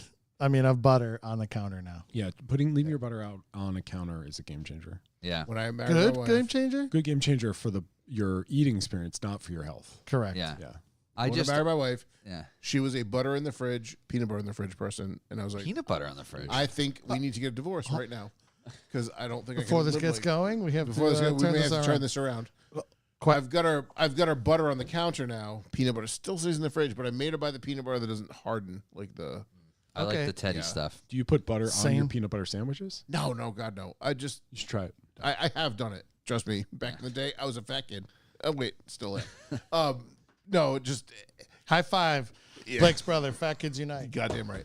No, I just, why am I fighting the butter to put it on my bread? I don't want to fight it. Yeah. I just don't Just ever wanna spread use it. it for other than cooking. I almost never use it. Sorry, one other thing. Same thing along the lines. Got married with this. I married my wife, and she keeps all the breads in the refrigerator. No, give them 4 or 5 days in the counter, And then put them in the Then fridge? Put them in the fridge if it's going to be a couple more days. I'm not looking to get divorced, so I don't really give a Yeah, shit. yeah. But I'm just saying, like, what the fuck? I opened the door, like, first time living together. How come there's 3 different? How come the English muffins, the rye bread, and the white bread are all in the I'm fridge? hoping Crystal chimes in on the chat and tells us what she thinks. I don't know. We'll see. Butter and brie on a fresh baguette. That Heck does sound yeah. good. All right, You're fancy, Trevor. I Way can't to go, afford brie, Trevs. but I'm sure it's delicious. So, what do you think of keeping bread in the refrigerator, bread boy? Yeah, I don't do that. Okay. This question is from R4 Lee. Yee. Yeah. Yeah. Fucking idiot. That guy's an idiot. What's the best bread for cylindrical encased meats? It's a good question. Yeah, Scott really wants to talk about whether or not a hot dog is a sandwich. No, I don't, because I don't care. Just hot dog is Yeah, so a hot effing dog's good. a hot Yeah. dog. So I will say that I didn't know your handle on social medias was Rally until like a month ago, until you told me that. Sweet. Yeah. Nice. If it was in capital letter, if you could do capital letters on Instagram, it would look better. Yeah, It's the fact definitely. you can't Yeah. because Yeah. It's the Vortex back in the day. You're it was right. in If you have to capitals. explain the joke, it makes it Oh, funnier. okay. Sorry. Whoops. So what is the best? What's your favorite hot dog bun? A fucking hot dog. Just a hot dog bun. Yeah. See, I like a grilled hot dog. See, they're bun. not even Versus- cylindrical meat yeah. enthusiasts. Yeah, they're not no. even. Steamed is like the tried and true for a coney, but Nope. I loved that grilled bun. They call it a New England style. So and yeah, it's so your like hot dog. We used to go to the Lobster place like roll down near my house. Yeah, and lobster Guy roll and Fieri's grilled been bun, there. It was like a couple miles from where I grew up. It was called Evelyn's. It was Oh, yeah, it was Evelyn's a is so fried good. fish and whatever. I was not a fish guy, but yep. coming back from baseball, we'd stop and get hot that was dogs. in Tiverton, right? It was. Yeah. They had the grilled buns on either side for the hot Yes. dogs, right? So Gotta be butter grilled. and grilled, delicious, but steamed bun for a coney all day long. Okay, well, the reason I asked this question is because the New England style roll, which also comes from the clam roll or whatnot, or the Sure. lobster roll, it's all about the toasted bun on each side. It makes Yeah, it, because it makes it because it's unbelievable. exposed bread, not crust on the outside, so it's more toastable. But I did learn that when you get the 2-foot hot dog from Doogie's in Newington, Yes, it comes on this different, more different baguette bread. Yeah. style bread, and it was banging delicious. Otherwise, you got a foot and a half of hot dog hanging on Yeah. each side. Well, didn't me and get my that friend, we Lady and the Tramped it. Oh, all hard perfect. style. Yeah, Becker. It was great. Ryan Bielman. How does one go about pinching a loaf? It's a good. It's a good question. are several schools I of did thought just on this. notice that if you did pinch a loaf in the revival motoring bathroom, there is black ice, little trees in a can that's sprayable. Yes. That I didn't think existed and is there to be sprayed. Oh, Black yeah. ice. And it's now on your wish list for Christmas. Oh yes. Not only if I could get vanilla. What was the vanilla? What's the yellow one? Is it vanilla Roma? Vanilla. It's the yellow yeah. Troma. Yeah. The yellow tree Yeah. is vanilla That's Roma. vanilla. Yep. Yeah, Yeah. yeah. Yeah. I'll take some of that, not black ice. Yeah, I think I'm allergic to black ice. Every time I get into A Subaru I was gonna say an Uber Oh. that has one, it's like I need or a to- Mark IV kid. It's just the strongest scent to mask whatever's happening. I'm a in the vanilla front. guy. I like the vanilla ones. Hell yeah. Jetta 2NR. What's your favorite cheese with fresh sourdough bread? St. George. Yeah. St. George Portuguese cheese. Have you had that? Okay. No. Really? Maybe. kind of cheese I is that? probably have. it. It's kind of like a brie. It's a little thicker. So it's like a triple cream. I don't actually know the exact But it sounds like specifications. that style probably. but Yeah. it's something you can buy at the Portuguese bakeries next to the fresh And bread. it's spreadable. And no, Oh. you chunk it and put it in there and eat it like you're Okay. cutting a little chunk off. Oh no, so that's more like it's like Yeah, it's harder, harder than a brie. Yeah. Oh. But it has that consistency once you start to bite into it. But it's like soft when you almost bite it, yeah. mozzarella, but not mozzarella. a little harder than mozzarella. But Yeah. yeah, the St. But George not like cheese, a hard cheddar or something. No, nothing like that. Yeah, I- you should. somewhere You should. Like everybody should know what have a favorite triple cream for sure. A triple cream, like when it's cold, it's got a rind and it's like stiff. Oh yeah, you have to cut that part out. You can't eat that part. No, you can eat that part. I mean, you can, but I wouldn't. On this Yeah. particular cheese. Yeah. Well, I you grew know. up on government cheese, so that's my favorite. Did you really? Yeah. Well, it's not green, so Yeah. it's, Yeah. Orange, white, what does it matter? It's the same What color chemical is in it? Yeah. there. Yeah. Doesn't matter. Yeah. Triple cream. Triple cream it is. Okay. I don't have an answer for that question because Yeah. I just like all cheese. yeah. Polyester cheese. Yep. I think we've said it all. We'll put the. I definitely don't think we've said it all, but we've definitely said enough. We've said We've enough. said some things. Yeah. So, yeah. Yes. No. Things have Like been I said, said. we could literally have an entire episode on any one We of could these do this again individual for the things. same amount of time. Yeah, It's the and same as talk the, about the- nothing that we talked The about CT today. Hot Dog 500 will be happening again, and it'll be all new locations. Yep, Hell yeah. it's going to No be very problem. exciting. Why Easily. is it 500? What's the 500? It's supposed to be like Like a the NASCAR reference. It's like a NASCAR Got it. funny. Yeah. It's funny. Yes. Well, it was funny that the Indy 500 had the Oscar Mayer Wienermobiles racing, and they made a logo, and it looked like a direct ripoff of John's design. You of really the ripped our it logo. was Yeah. The inaugural CT Hot Dog 500. almost worth pursuing. Yes. They definitely ripped our logo off. They were like, look at these guys in Connecticut holding it down. We got to do this. Did you use Canva for that or no? No, Adobe Yeah. Illustrator. Wow. Like a gentleman. Yeah, that's commitment. Yep. Yeah. I'm an Illustrator guy. Yeah. No, I like Illustrator. Stuff that I should do in Photoshop, I still do in Illustrator. I just like, Yeah. I work in Once Illustrator you're doing exclusively. Illustrator stuff, yeah. Yep. Yeah, I've done like 3D, not 3D design, but like Sun design in Illustrator. Yeah, which is same. just unnecessarily complicated. But Oh, I do the same thing. Yeah. Like, it just export it as an SVG file. yeah, Yep. I love all that stuff. Flat graphic is my favorite. The only other thing, Charlie's a big car guy. He loves Audis. Yeah. Some Yeah, and I bought one VWs. of your friend's cars, the Audi Coupe. No, that was Chuck and Corey's guy. but Chuck maybe. and Corey's guy. What's his name? Oh, okay. Tom? Tim? Tim. Oh, Tim Anderson. Yeah. That's he was Big Turbo Big Tim Tim. on Yeah, Big Big Turbo Tim, Big Tim on Turbo. Vortex. Yeah. Anyways, Charlie bought Yeah. his car. Yeah, the coupe. Fixing it up. Yeah. Oh, like a Coupe Yeah, yeah. Quattro? Yeah. It was a 90. Oh, right? Or okay, 91. cool. I've replaced everything on that car. One of the 5-cylinder ones. Yeah. Yep. Those are cool. Yep. I like those. And I It's found basically an Audi Corrado. It is basically Yeah. an Audi Corrado. Yeah. I always Yeah. wanted one. Fits Yeah. right into Yeah. Charlie's. Yeah. No, those are neat cars. I've always liked those. Our friend Jiggles had one for a while, and it was super cool. Yeah. Jiggles? My or dad- Jingles? Jiggles, not Wow. Jingles the clown is different than Jiggles. So Wow. Josh and I used to live with our friend Jiggles, But not Okay. Jingles. not Jingles. different guy. That guy's snowboards with Chuck. It's a different guy. Yeah. Get it? Okay. Right. Jay Ingles. Yeah. Yep. Yeah. No, Well- those were. It's a 35-year-old car, Yeah. and you're like, you look at a brake line, you're like, that's leaking. Yep. Yeah, they don't make them perfect Gonna at the replace that. 35-year-old car Yeah. factory. That's for sure.